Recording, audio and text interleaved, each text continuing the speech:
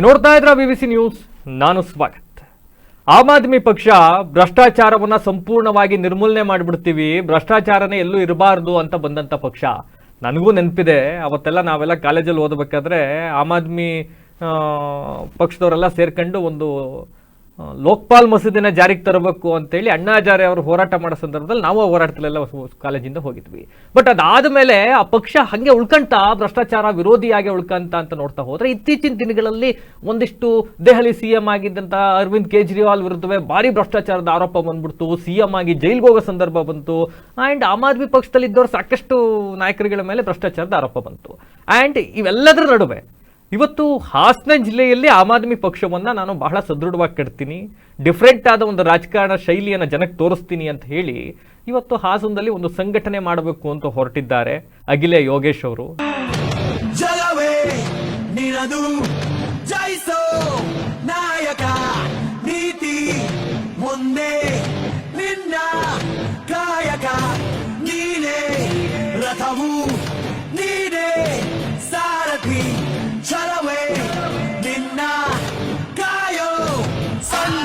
ರಾಜಕಾರಣಕ್ಕೇನು ಹೊಸಬ್ರಲ್ಲ. ಈ ಹಿಂದೆ KJP, ಅದಾದ್ಮೇಲೆ BJP, JDS, ಈಗ ಆಮ್ ಆದ್ಮಿಯನ್ನ ಕೆಟ್ಟಬೇಕು ಅಂತ ಹೊರಟಿರೋರು ಇವತ್ತು ನನ್ನ ಜೊತೆ ಇದ್ದಾರೆ. ಪಕ್ಷ ಸಂಘಟನೆ ಮಾಡೋಕೆ ಹೊಸದಾದ ಒಂದಿಷ್ಟು ತಂತ್ರಗಳನ್ನ ಮಾಡ್ಕೊಂಡಿದ್ದೀನಿ ಅಂತ ಹೇಳ್ತಾ ಇದ್ದಾರೆ. ಮಾತಾಡಿಸ್ತಾ ಹೋಗೋಣ. ಸರ್ ನಮಸ್ತೆ, ಕಾರ್ಯಕ್ರಮಕ್ಕೆ ಸ್ವಾಗತ. ನಾನು ಆಗ್ಲೇ ಹೇಳಿದೆ, ನಾವು ಕಾಲೇಜಲ್ಲಿ ಇದ್ದಾಗ ಅಣ್ಣಾ ಹಜಾರೆ ಅವರ ಹೋರಾಟಕ್ಕೆ ನಾವೆಲ್ಲ ಪಾಲ್ಗೊಂಡಿದ್ವಿ ಆಗ ಸ್ಟ್ರೈಕ್ ಮಾಡ್ಬೇಕಾದ್ರೆ. ಅದಾದ್ಮೇಲೆ ಒಂದು ನಿರೀಕ್ಷೆ ಜನಕ್ಕೆ, ಆಮ್ ಆದ್ಮಿ ಪಕ್ಷ ಬಂದಾಗ ಏನೋ ಒಂದು ಚೇಂಜ್ ಮಾಡಿಬಿಡುತ್ತೆ, ಭ್ರಷ್ಟಾಚಾರ ವಿರೋಧಿ ಪಕ್ಷ ಇದು ಅಂತ ಜನ CMನೇ ಮಾಡ್ಬಿಟ್ರು ಅರವಿಂದ್ ಕೇಜ್ರಿವಾಲ್ ಅವ್ರನ್ನ. ಅದಾದ್ಮೇಲೆ ಎಲ್ಲೋ ಒಂದು ಕಡೆ ಆಮ್ ಆದ್ಮಿ ಪಕ್ಷದ ನಾಯಕರುಗಳು ಭ್ರಷ್ಟಾಚಾರದಲ್ಲಿ ತೊಡ್ಕೊಂಡಿದ್ದಾಗಿರಬಹುದು, ಆರೋಪಗಳು ಸಾಕಷ್ಟು ಬಂದವು. ಜನ ಇದು ಒಂದು ರಾಜಕಾರಣ ಪಕ್ಷನೇ, ರಾಜಕೀಯ ಅಂದಮೇಲೆ ಎಲ್ಲ ಸಹಜ ಅನ್ನೋ ಸ್ಥಿತಿಗೆ ಬಂದ್ಬಿಡ್ತಲ್ಲ. ಈಗ ನೀವು ಆಮ್ ಆದ್ಮಿ ಪಕ್ಷ ಜಿಲ್ಲೆಯಲ್ಲಿ ತಗೊಂಬಂದು ಸಂಘಟನೆ ಮಾಡ್ತೀನಿ ಅಂತ ಹೊರಟಿದ್ದೀರಿ, ಸಾಧ್ಯನಾ? ಮೊದಲನೇದಾಗಿ ನಿಮಗೆ ಭ್ರಷ್ಟಾಚಾರ ಮುಕ್ತ ಭಾರತ ಮಾಡಬೇಕು ಅಂತ ಹೇಳಿ ಆಮ್ ಆದ್ಮಿ ಪಕ್ಷದ ದೇಹ ಉದ್ದೇಶ ಭ್ರಷ್ಟಾಚಾರ ಮುಕ್ತ. ಆದರೆ ನಮ್ಮ ಮೇಲೂ ಭ್ರಷ್ಟಾಚಾರ ಒರೆಸಿದ್ರು, ನಾವು ಮಾಡಿದ್ದಲ್ಲ, ಅದು ಒರೆಸಿರೋದು. ರಾಜಕಾರಣದಲ್ಲಿ ಇದೆಲ್ಲವೂ ಸಹಜ. ಯಾವುದೋ ಒಂದು ಪಕ್ಷ ಬೆಳೀತಿದೆ ಅನ್ನುವಾಗ ಅದು ವಿರೋಧಿ ಪಕ್ಷಗಳು ನಾಳೆ ನಮಗೆ ಥ್ರೆಟ್ ಆಗುತ್ತೆ ಅಂತ ಹೇಳಿ ಅದ್ರ ಮೇಲೆ ಅಧಿಕಾರ ಇರೋ ಅಂಥವ್ರು ಆರೋಪ ಹೊರಿಸ್ತಾರೆ. ಈಗ ನಿಮಗೂ ಅದಕ್ಕೊಂದು ಉದಾಹರಣೆನೂ ಹೇಳ್ಬಿಡ್ತೀನಿ. ಅಮಿತ್ ಶಾ ಅವ್ರನ್ನ 2 ವರ್ಷ ಜೈಲಿಗೆ ಹಾಕಿದರು. ಗುಜರಾತಿಂದ ಅವ್ರನ್ನ ಗಡೀಪಾರು ಮಾಡಿದರು. ಅವತ್ತು ಏನು ಮಾಡಿದ್ದದು, ಅವತ್ತು ರಾಜಕಾರಣ ಮಾಡಿದರು. ಅವ್ರು ಬೆಳೀತಾರೆ ತಡಿಬೇಕು ಅಂತೇಳಿ ಪ್ರಯತ್ನ ಮಾಡಿದರು, ಬಟ್ ಅವ್ರು ಬೆಳೆದರು. ಎಲ್ಲವೂ ಆರೋಪ ಹೊರತಾಗಿ ಯಾವುದೂ ಕೂಡ ಪ್ರೂವ್ ಆಗಿಲ್ಲ. ಅಲ್ಲ, ಕಾನೂನಾತ್ಮಕವಾಗಿ ಯಾವುದು ಪ್ರೂವ್ ಆಗಿಲ್ಲ, ಬಟ್ ಸ್ಟಿಲ್ ಒಂದು ನೈತಿಕತೆ ಅಂತ ಇಟ್ಕೊಂಡು ಹೊರಟಾಗ ಹೇಳ್ತೀರಾ ಸರ್ ನೀವು, ಇಲ್ಲ ನಮ್ಮ ಆಮ್ ಆದ್ಮಿ ಪಕ್ಷದಲ್ಲಿ ನಾವೆಲ್ಲ ಯಾರು ಭ್ರಷ್ಟಾಚಾರ ಮಾಡೇ ಇಲ್ಲ, ಫುಲ್ ಕ್ಲೀನ್ ಚಿಟ್ ನಾವು ಅಂತ? 100% ಸರ್. 14 ವರ್ಷ 15 ವರ್ಷ CM ಆದರ್ಕಿಗೆ 100 ಕೋಟಿ ಮಾಡಿರುವಂಥ ಒಂದು ಆರೋಪ ಹೊರಿಸಿ, ಮನೀಶ್ ಸಿಸೋಡಿಯಾ ಮೇಲೆ ಆರೋಪ ಹೊರಿಸಿ, ಸತ್ಯೇಂದ್ರ ಜೈನ್ ಮೇಲೆ ಆರೋಪ ಹೊರಿಸಿ, ಇವರೆಲ್ಲ ಯಾರಂದರೆ ಒಬ್ಬರು ಈ ಒಂದು ಮೆಡಿಕಲ್ ಮಾಫಿಯಾನ ಏನೇನು ಔಷಧಿ ಮಾರಾಟದಲ್ಲಿ ಆಗ್ತಿರೋಂಥ ಭ್ರಷ್ಟಾಚಾರನ ಬಯಲು ಎಳೆದವರು. ಇನ್ನೊಂದು ಶಿಕ್ಷಣ ವ್ಯವಸ್ಥೆ, ಎಲ್ರಿಗೂ ಸಾಮಾಜಿಕವಾಗಿ ಪ್ರತಿಯೊಬ್ಬರಿಗೂ ಶಿಕ್ಷಣ ಸಿಗಬೇಕು ಅಂತೇಳಿ ಸಿಸೋಡಿಯಾ ಅಂತವ್ರು ಕ್ರಾಂತಿ ಮಾಡಿದಂಥವ್ರು. ಇವ್ರನ್ನ ಈ ಅಭಿವೃದ್ಧಿಯ ನೋಡ್ನಾರ್ದೇ ಇವ್ರ ಮೇಲೆ ಸುಮ್ಮನೆ ಆರೋಪ ಹೊರಿಸಿ, ಸುಮ್ಮನೆ ಸತ್ಯೇಂದ್ರ ಜೈನ್ ಮೇಲೆ ಒಂದು ಡೈರಿಲಿ ಯಾರ್ದೋ ಒಂದು ಹವಾಲ ಇತ್ತು ಅಂತೇಳಿ ಅವ್ರನ್ನ ಜೈಲಿಗೆ 3 ವರ್ಷ ಜೈಲಿಗೆ ಹಾಕಿದರು ಸರ್. 3 ವರ್ಷ. ಕಾರಣ ಏನಂದರೆ ಅವರು ಮೇಘಾಲಯ ಸಂಘಟನೆ ಮಾಡ್ತಿದ್ರು. ಮೇಘಾಲಯ ಸ್ಟೇಟು ಸಣ್ಣ ಸ್ಟೇಟ್ ಆಗಿತ್ತು, ಅಧಿಕಾರ ಹಿಡಿತಾರೆ ಅನ್ನೋದು ಅವತ್ತಿನ ರಿಪೋರ್ಟ್ ಇತ್ತು. ಅದಕ್ಕೋಸ್ಕರ ಇವ್ರನ್ನ ತಡಿಬೇಕು ಅಂತ ಹೇಳಿ ತಗೊಂಡೋಗಿ ಹಾಕಿದರು. ಅದಾದಮೇಲೆ ಸಿಸೋಡಿಯಾ ಅವ್ರದ್ದು ಏನು ಗೌರ್ಮೆಂಟು ಕೂಡ ಈ ಥರ ಒಂದು ಸರ್ಕಾರಿ ಶಾಲೆ ಇಷ್ಟು ಚೆನ್ನಾಗಿ ನಡೆಸ್ಬೋದು ಅಂತೇಳಿ ತೋರಿಸ್ಕೊಟ್ರು. ಅದನ್ನು ಇವರು ತಡಿನಾರ್ದನೆ ಇಡೀ ದೇಶಾದ್ಯಂತ ಇದು ದೊಡ್ಡ ಪ್ರಚಾರ ತಗೊಳತ್ತೆ ಅಂತೇಳಿ ಜೈಲಿಗೆ ಕಳಿಸಿದರು. ಮತ್ತು ತುಂಬ ಬುದ್ಧಿವಂತ ವ್ಯಕ್ತಿ ಅರವಿಂದ್ ಕೇಜ್ರಿವಾಲ್ ಅವರು. ನಾಳೆ ಪ್ರಧಾನಿ ಆಗ್ತಾರೆ ಅನ್ನೋ ಒಂದು ಅವರಿಗೆ ಕಾಂಗ್ರೆಸ್ ಭಯ ಇಲ್ಲ, ಆಮ್ ಆದ್ಮಿದೇ ಭಯ, ಅರವಿಂದ್ ಕೇಜ್ರಿವಾಲ್ ಅವ್ರದ್ದೇ ಭಯ. ಅವ್ರ ಮೇಲೆ ಯಾವ ದೇಹ ಇಟ್ಕೊಂಡು ಬಂದಿದ್ರು ಅದನ್ನೇ ಅವ್ರಿಗೆ ಆರೋಪ ಮಾಡಿದರು. ಅಂದರೆ ನಾವು ಭ್ರಷ್ಟಾಚಾರ ಮಾಡ್ತೀವಿ ಅಂತ ಬಂದಂಥವ್ರಿಗೆ ನೀವು ಭ್ರಷ್ಟರು ಅನ್ನೋದನ್ನು ನಾವು ಜನರಿಗೆ ಹೇಳ್ತೀವಿ ಅಂತೇಳಿ ಒಂದು ಆರೋಪ ಮಾಡಿ ಒಳಗಡೆ ಕಳಿಸಿದರು. ಆದರೆ ಪ್ರೂವ್ ಆಗಿದೆಯಾ ಅಂದರೆ ಇಲ್ಲ. ಆಯಿತಾ, ಆರೋಪ ಮಾಡಿದ್ದಾರೆ ಸರ್. ರಾಜಕಾರಣದಲ್ಲಿ ಇದು ಸಹಜ. ಹಂಗಂತ ಹೇಳಿ ನಾವೇನು ಎದುರೇನು ಹೋಗ್ಬೇಕಾಗಿಲ್ಲ. ನಾನು ಜಿಲ್ಲೆಯಲ್ಲಿ ಕಟ್ತೀನಿ ಅಲ್ಲ, ಇಡೀ ರಾಜ್ಯದಲ್ಲಿ ಕಟ್ತೀವಿ. ಈಗ ಅದೇ ನಾನು ನೆಕ್ಸ್ಟ್ ಬಂದೆ. ಆಯ್ತು, ಈಗ ನೀವು ಭ್ರಷ್ಟಾಚಾರ ಮಾಡಿಲ್ಲ, ಇದು ಕೇವಲ ಆರೋಪ ಅಂತಾನೆ ಪರಿಭಾವಿಸ್ಬಿಡೋಣ. ದೆಹಲಿಯ ರಾಜಕಾರಣ, ನಮ್ಮ ಕರ್ನಾಟಕದ ರಾಜಕಾರಣ, ಹಾಸನದ ರಾಜಕಾರಣ 3 ಡಿಫ್ರೆಂಟು. ಬಟ್ ಈ ಪಂಜಾಬಲ್ಲಿ ಜನ ಕೈ ಹಿಡಿದಿರಬಹುದು, ಡೆಲ್ಲಿಲಿ ಕೈ ಹಿಡಿದಿರ್ಬೋದು. ಬಟ್ ನೀವು ಈಗ ರಾಜ್ಯ ಉಪಾಧ್ಯಕ್ಷರಾಗಿರ್ತಕ್ಕಂಥವ್ರು ಆಮ್ ಆದ್ಮಿ ಪಕ್ಷದಲ್ಲಿ, ಕರ್ನಾಟಕದಲ್ಲಿ ಆಮ್ ಆದ್ಮಿ ಪಕ್ಷ ವರ್ಕೌಟ್ ಆಗುತ್ತಾ? ಹಾಸನದಲ್ಲಿ ವರ್ಕೌಟ್ ಆಗುತ್ತೆ ನೋಡಿ. ಅರವಿಂದ್ ಕೇಜ್ರಿವಾಲ್ ಅವ್ರು ಬಂದಾಗ ನಾವು ಜನರಿಗೆ ಕರೆಂಟ್ ಫ್ರೀ ಕೊಡ್ತೀವಿ, ನೀರು ಫ್ರೀ ಕೊಡ್ತೀವಿ, ಬಸ್ ಫ್ರೀ ಕೊಡ್ತೀವಿ ಅಂತ ಅಂದಾಗ ಇದೇ ಕಾಂಗ್ರೆಸ್ ಅವರು, ಇದೇ BJP ಅವರು ಅದಾಗಲ್ಲ, ಸಾಧ್ಯನೇ ಇಲ್ಲ ಅಂದರು. 15 ವರ್ಷ ಕೊಟ್ಟಿವಿ. ಕೊಟ್ಟ ಮೇಲೆ ಇವತ್ತೇನು ಕರ್ನಾಟಕ ರಾಜ್ಯದಲ್ಲಿ ಏನು ಪ್ರಣಾಳಿಕೆ ಬಿಡುಗಡೆ ಮಾಡಿ ಇವತ್ತು ಗೃಹಲಕ್ಷ್ಮಿ ಯೋಜನೆ, ಭಾಗ್ಯಲಕ್ಷ್ಮಿ ಯೋಜನೆ ಅಂತ ಏನು 2,000 ರೂಪಾಯಿ ದುಡ್ಡು ಕೊಡ್ತಿದ್ದಾರೆ, ಅದು ಆಮ್ ಆದ್ಮಿ ಪಾರ್ಟಿದೆ ಪ್ರಣಾಳಿಕೆ. ಅದನ್ನು ಕದ್ರು. ಮತ್ತು ಕರೆಂಟ್ ಫ್ರೀ ನಾವು ಕೊಟ್ಟದ್ದು ಅದನ್ನು ಕದ್ರು. ಬಸ್ ಹೆಣ್ಮಕ್ಳಿಗೆ ಫ್ರೀ ಕೊಟ್ಟಿದ್ವಿ, ಅದನ್ನು ಕದ್ರು.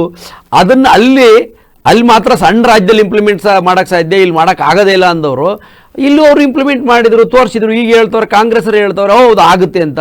ಈಗ ಅದನ್ನು BJP ಅವರು ಬಿಹಾರದಲ್ಲಿ ಕಾಪಿ ಮಾಡಿದರು ಆಗುತ್ತೆ ಅಂತ. ಇಲ್ಲಿ ದುಡ್ಡು ಜನರದೇ, ಆಯಿತಾ, ಸಾಧ್ಯ ಇದು ಅಂತ ತೋರಿಸ್ತಾರೆ ನಾವು ಆಮ್ ಆದ್ಮಿ ಪಾರ್ಟಿಯವರು. ಅಲ್ಲಿ ಆಗಿದ್ಮೇಲೆ ಇಲ್ಲೂ ಆದಮೇಲೆ ನಮ್ಮ ಪಾರ್ಟಿ ಕಟ್ಟೋಕ್ಕಾಗಲ್ವ? ಹಂಗಾದ್ರೆ ಓಟ್ ಕೊಡೋರು ಯಾರು? ಜನರ ಕೈಲಿ ಮತ ಇರೋದು ಜನರ ಕೈಲಿ, ಅಧಿಕಾರ ಇರೋದು ಜನರ ಕೈಲಿ. ಇವತ್ತೇನು ರಾಜಪ್ರಭುತ್ವ ಇಲ್ಲ, ಪ್ರಜೆಗಳೇ ಪ್ರಭುತ್ವ, ಮತದಾರನೇ ಪ್ರಭುತ್ವ. ಅದನ್ನು ಜನರಿಗೆ ಅರಿವು ಮಾಡಿಸಿದ್ರೆ ಖಂಡಿತ ಇಡೀ ದೇಶದಲ್ಲಿ ಮಾಡ್ತೀವಿ ಸರ್. ಹೌದು, ಯಾವುದೋ ಒಂದು ಬದಲಾವಣೆ ಅಂದ್ರೆ ಒಂದೇ ದಿವಸ ತರಕ್ಕೆ ಆಗೋದಿಲ್ಲ, ಅದಕ್ಕೊಂದಿಷ್ಟು ಸಮಯಾವಕಾಶ ಬೇಕಾಗುತ್ತೆ.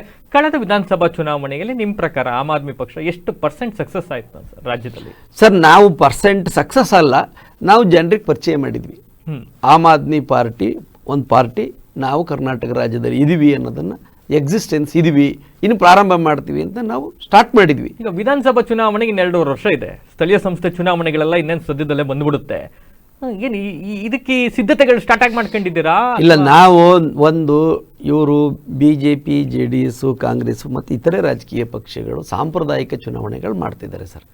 ಅಂದರೆ ಜನರಿಗೆ ಯಾಕೆ ನೀವು ಮತ ಹಾಕಬೇಕು ಅನ್ನೋದನ್ನು ಯಾರಿಗೂ ಅರಿವು ಮೂಡಿಸಿಲ್ಲ. ಇವತ್ತು ಬಹುತೇಕ ಜನರಿಗೆ ನೀವು ಮತದಾನನ ಯಾಕೆ ಮಾಡಬೇಕು ಅಂದರೆ ಏನೋ ನಮಗೊಂದಷ್ಟು ಹಣ ಕೊಡ್ತಾರೆ ಅನ್ನೋದನ್ನು ಸೃಷ್ಟಿ ಮಾಡಿದ್ದಾವೆ ಈ ಪಕ್ಷಗಳು, ಆಯಿತಾ. ನಾವು ಸಾಂಪ್ರದಾಯಿಕ ಚುನಾವಣೆನ ಮಾಡ್ತಾಯಿಲ್ಲ, ಪರ್ಯಾಯ ಚುನಾವಣೆ ಮಾಡ್ತಾಯಿದ್ವಿ. ಏನಂತ ಅಂದರೆ ನಾವು ಮತದಾರನಿಗೆ ಹೇಳ್ತಾಯಿದ್ವಿ, ನೀನೇ ಪ್ರಭು, ಆಯಿತಾ. ಈ ನೋಡಿ, ಈ ದೇಶ ನಡಿಬೇಕಂದ್ರೆ ಒಂದು ಶ್ರಮಜೀವಿಗಳಿಂದ ನಡೀತಿರೋಂಥದ್ದು. ಶ್ರಮಜೀವಿ ಯಾರು? ರೈತ, ಕಾರ್ಮಿಕರು, ಮಧ್ಯಮ ವರ್ಗದವರು. ಹೈಯೆಸ್ಟ್ ಈ ದೇಶಕ್ಕೆ, ಈ ದೇಶ ನಡೆಸೋಕ್ಕೆ ತೆರಿಗೆ ಕೊಡೋದು ಯಾರಂದರೆ ಇವರನ್ನೇ. ಒಬ್ಬ ಕಾರ್ಮಿಕ, ಒಬ್ಬ ರೈತ, ಮಧ್ಯಮ ವರ್ಗದಲ್ಲಿರೋಂಥವ್ರು ಹೆಚ್ಚಾಗಿ ಅವರು ಈ ತೆರಿಗೆ ಕೊಡ್ತಾರೆ. ಆ ದುಡ್ಡನ್ನು ನಾವು ಸಮರ್ಪಕವಾಗಿ ನೋಡಿ, ಅವ್ರು ಬೆಳಗ್ಗೆ ಎದ್ದು ಕಾಫಿ ಕುಡಿಬೇಕಂದ್ರೆ ಈ ದೇಶಕ್ಕೆ ತೆರಿಗೆ ಕಟ್ಟಿ, ಈ ದೇಶ ನಡೆಸೋಕ್ಕೆ ತೆರಿಗೆ ಕಟ್ಟಿ ಅವ್ರು ಕಾಫಿ ಕುಡಿತಾನೆ. ಸ್ಟವ್ ಆನ್ ಮಾಡುವಾಗಲೂ ಅವ್ನು ತೆರಿಗೆ ಕಟ್ಟಿರ್ತಾನೆ, 18% GST ಕಟ್ಟಿರ್ತಾನೆ, 5% GST ಕಟ್ಟಿರ್ತಾನೆ. ಕರೆಕ್ಟ್ ಅಲ್ವಾ?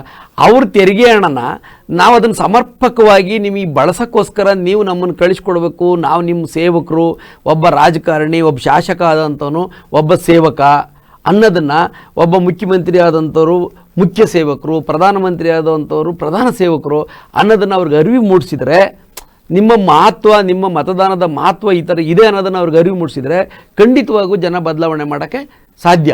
ಇವೆಲ್ಲ ಪುಸ್ತಕದಲ್ಲಿ ಬರೆಯಕ್ಕೆ ಚಂದ, ಲೇಖನದಲ್ಲಿ ಬರೆಯಕ್ಕೆ ಚಂದ, ಭಾಷಣ ಮಾಡಕ್ಕೆ ಚಂದ, ಇನ್ ರಿಯಾಲಿಟಿ ಇದು ವರ್ಕ್ ಆಗುತ್ತಾ ಸರ್? ನೋಡಿ, ಇವತ್ತಿನ ರಾಜಕೀಯ ಪರಿಸ್ಥಿತಿ, ನಾನು ಆಗ್ಲೇ ಹೇಳಿದೆ, ನೀವೆಲ್ಲ ಪಕ್ಷನೂ ನೋಡ್ಕೊಂಡು ಬಂದಿರೋರು, ಇವತ್ತಿನ ರಾಜಕೀಯ ಪರಿಸ್ಥಿತಿಲಿ ವರ್ಕ್ ಆಗುತ್ತಾ ಸರ್? ನಾನು ಹೇಳ್ತಾ ಇರೋದು, ದೆಹಲಿಲಿ BJPನೇ ಅಧಿಕಾರ ಮಾಡ್ತಾಯಿತ್ತು, ಒಂದಷ್ಟು ದಿನ ಕಾಂಗ್ರೆಸ್ ಅಧಿಕಾರ ಮಾಡ್ತಾಯಿತ್ತು. ಅಲ್ಲೂ ಹಿಂಗೆ ಆಗುತ್ತಾ ಅಂತ ಪ್ರಯತ್ನ ಅಂತ ಹೇಳಿದರು. ಆಯಿತು, ಅಲ್ಲಿರೋ ಅಷ್ಟು ನೋಡಿ, ಮತದಾರರು ಯಾರೂ ಕೂಡ ಮತದಾನ ಮಾಡೋ ಸಮಯದಲ್ಲಿ ಅಭ್ಯರ್ಥಿ ಹತ್ರ ಹೋಗಿ ಹಣ ಕೇಳಲ್ಲ. ಅಭ್ಯರ್ಥಿನೇ ಹೋಗಿ ಹಣ ಕೊಡ್ತೀನಿ ಅಂತ ಹೇಳೋದು. ನನಗೆ ಓಟ್ ಹಾಕು, ನಾನು ಎಷ್ಟು ದುಡ್ಡು ಕೊಡ್ತೀನಿ, ನನಗೆ ಓಟ್ ಹಾಕು, ನಾನು ಎಷ್ಟು ದುಡ್ಡು ಕೊಡ್ತೀನಿ. ಯಾವ ಮತದಾರನೂ ಕೂಡ ಅಭ್ಯರ್ಥಿಗಳ ಹತ್ರಕ್ಕೆ ಹೋಗಿ ಯಾರೂ ಹಣ ಕೇಳಲ್ಲ. ಇವರೇ ನಾವಾಗಿ ರಾಜಕಾರಣ ಮಾಡ್ತಿರೋಂಥವ್ರೆ ಮೇಲ್ಬಿದ್ದು ಹೋಗಿ ಹಣ ಕೊಡೋದು. ಅವ್ರೇನು ಹೇಳ್ತಾರೆ, ದುಡ್ಡು ಕೊಡೋಕ್ಕೆ ಬಂದವನು ಇಸ್ಕೊಳ್ಳೋಣ ಅಂತಾರೆ. ನೋಡಿ, ಹಾಸನದಲ್ಲಿ ಈಗ ಉದಾಹರಣೆ ಹಾಸನ ಹೇಳ್ತೀನಿ. ಈಗ ಒಂದು ಮಹಾನಗರ ಪಾಲಿಕೆ ಆಗಿದೆ, ತುಂಬ ಹಳ್ಳಿಗಳೆಲ್ಲ ಸೇರ್ಪಡೆ ಆಗಿದ್ದಾವೆ. ಇವತ್ತು ತುಂಬ ಜನಕ್ಕೆ ನಾನು ಎಷ್ಟನೇ ವಾರ್ಡ್ ಅಂತಂದು ಇನ್ನೂ ಗೊತ್ತಾಗಿಲ್ಲ. ಮೊದಲನೇದು. ಎರಡನೇ, ತುಂಬ ಜನಕ್ಕೆ ಈ ಸ್ವತ್ತು ಬಂದಿಲ್ಲ, UGD ಇಲ್ಲ, ವಾಟ್ರು ಅವ್ರ ಕುಡಿಯೋ ನೀರಿನ ವ್ಯವಸ್ಥೆ ಚೆನ್ನಾಗಿಲ್ಲ, ಹಾಸ್ಪಿಟ್ಲ್ಗಳು ಚೆನ್ನಾಗಿಲ್ಲ, ನಿಮಗೆ ಗೌರ್ಮೆಂಟ್ ಸ್ಕೂಲ್ಗಳೆಲ್ಲ ಮುಚ್ಚಿ ಹೋಗ್ತಾ ಇದ್ದಾವೆ. ನಮ್ಮ ತೆರಿಗೆ ಹಣ ಇದು ಎಲ್ಲೋ ಕಡೆ ಒಂದು ಕಡೆ ಪೋಲಾಗ್ತಿದೆ. ನಾವು ಇವತ್ತು ಏನು ಮಾಡ್ತಾಯಿದ್ವಿ, ನಾವು ಮತ ಕೇಳ್ತಿಲ್ಲ ಅವ್ರ ಹತ್ರ. ನಾವು ಒಂದಷ್ಟು ಜನ ಯುವಕರಿಗೆ ಕರೆ ಕೊಡ್ತಿದ್ದೀನಿ ಏನಂತ ಅಂದರೆ ಇಲ್ಲಿ ಒಂದು ವ್ಯವಸ್ಥೆನ ಬದಲಾವಣೆ ಮಾಡಬೇಕು. ಬೆಕ್ಕಿ ಗಂಟೆ ಕಟ್ಟರು ಯಾರಂದರೆ ಯಾರೋ ಒಬ್ರು ಕಟ್ಟಲೇಬೇಕು ಸರ್. ಈ ಒಂದು ವ್ಯವಸ್ಥೆನ ಬದಲಾವಣೆ ಮಾಡ್ಬೇಕಂದ್ರೆ ಯಾರು ಒಬ್ಬರು ಅದ್ರ ನೇತೃತ್ವ ತಗೋಬೇಕು. ನಾವು ಅದನ್ನ ನೇತೃತ್ವ ವಹಿಸ್ತಿದ್ವಿ ಆಮ್ ಆದ್ಮಿ ಪಾರ್ಟಿಯವರು. ಒಂದಷ್ಟು ಜನ ಯುವಕರಿಗೆ ಕರೆ ಕೊಡ್ತಿದ್ವಿ, ಈ ಭ್ರಷ್ಟಾಚಾರ ಮುಕ್ತ ಮಾಡಬೇಕು ಅಂತ ಎಷ್ಟೋ ಜನ ಯುವಕರು ಕನಸಿದೆ, ಯುವತಿಯರ ಕನಸಿದೆ, ಸಾಮಾಜಿಕ ಕಾರ್ಯಕರ್ತರ ಕನಸಿದೆ. ಅಂಥವ್ರನ್ನ ನಾವೇನು ಹೇಳ್ತಿದ್ವಿ, ಅಧಿಕಾರ ಇಲ್ಲದಲೆ ನೀವು ಯಾವುದೋ ಒಂದು ಸಂಘಟನೆ ಮಾಡಿದರೆ ನೀವು ವಿಧಾನಸೌಧಕ್ಕೆ ಹೋಗಿ ಯಾವುದನ್ನು ಬದಲಾವಣೆ ಮಾಡೋಕ್ಕಾಗಲ್ಲ. ನಾವು ಹೊರಗಡೆ ನಿಂತ್ಕೊಂಡು ಕೂಗಾಡಬೇಕು, ಸ್ಟ್ರೈಕ್ ಮಾಡಬೇಕು, ಕೇಸ್ ಹಾಕ್ಸ್ಕೋಬೇಕು. ಯಾವುದೇ ಇಂಡಿವಿಜುವಲ್ ಮಾಡಿದಂಥ ಸಂಘಟನೆಗಳು ಇವತ್ತವರೆಗೂ ಕೊನೆವರೆಗೂ ಉಳಿದೇ ಇಲ್ಲ. ಆ ಉದ್ದೇಶ ಇಟ್ಕೊಂಡೆ ನಾವು ರಾಜಕೀಯ ಪಕ್ಷ ಮಾಡಿರೋದು. ಜನರಿಂದ ಅಧಿಕಾರ ಪಡಿಬೇಕು, ನಾವು ಹೋಗಿ ಅಲ್ಲಿ ಬದಲಾವಣೆ ಮಾಡಬೇಕು.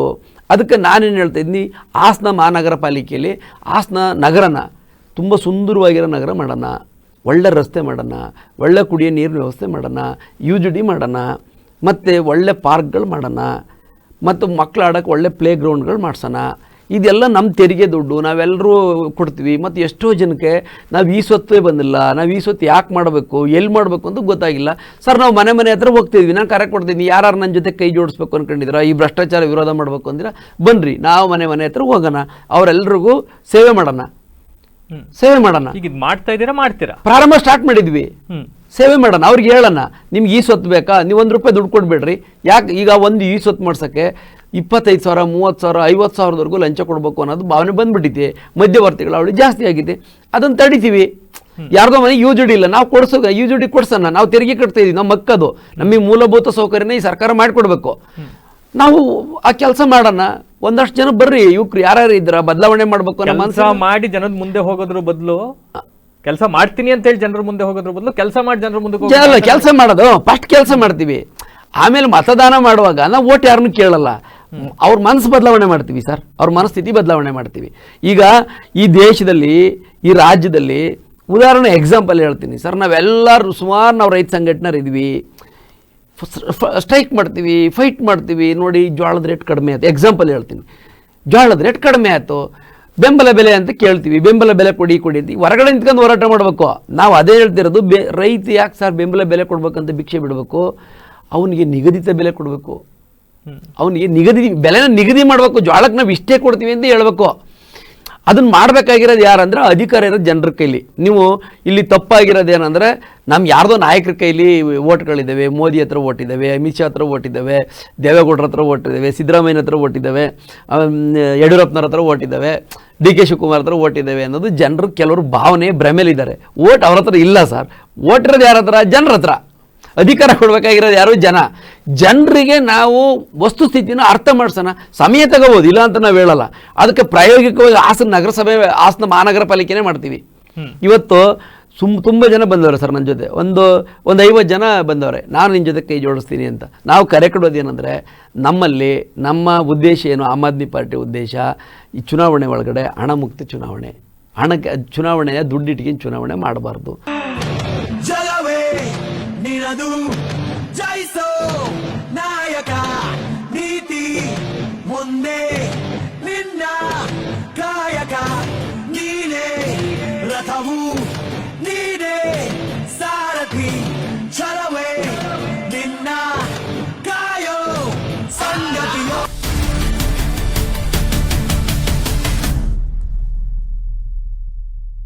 ಈಗ ಉಪೇಂದ್ರ ಅವರು ಪ್ರಜಾಕೀಯ ಕಟ್ಟಕ್ಕೆ ಹೊರಟಾಗ ಈ ತರದೊಂದು ಹೇಳಿದ್ರು ಸರ್. ಜನ ಎಲ್ಲ ಯುವಕರು ಮೈಯಲ್ಲೆಲ್ಲ ರೋಮಾಂಚನ, ಜನ ಏನೋ ಹೇಳ್ತಾರಪ್ಪ ಕರೆಕ್ಟಾಗಿ ಹಿಂಗ್ ಮಾಡ್ಬಿಡೋಣ ಅಂತ ಹೊರಟ್ರು. ನೀವು ಉಪೇಂದ್ರ ದಯವಿಟ್ಟು ಕ್ಷಮೆ ಇರಲಿ, ನಮಗೂ ಉಪೇಂದ್ರಿಗೂ ಸಂಬಂಧ ಇಲ್ಲ. ನಾವು ರಾಜಕೀಯ ಪಕ್ಷ ಒಂದು, ನಾವು ಯಾರನ್ನೂ ಭ್ರಮೆ ಒಳಗಡೆ ತೇಲಾಡ್ಸಲ್ಲ.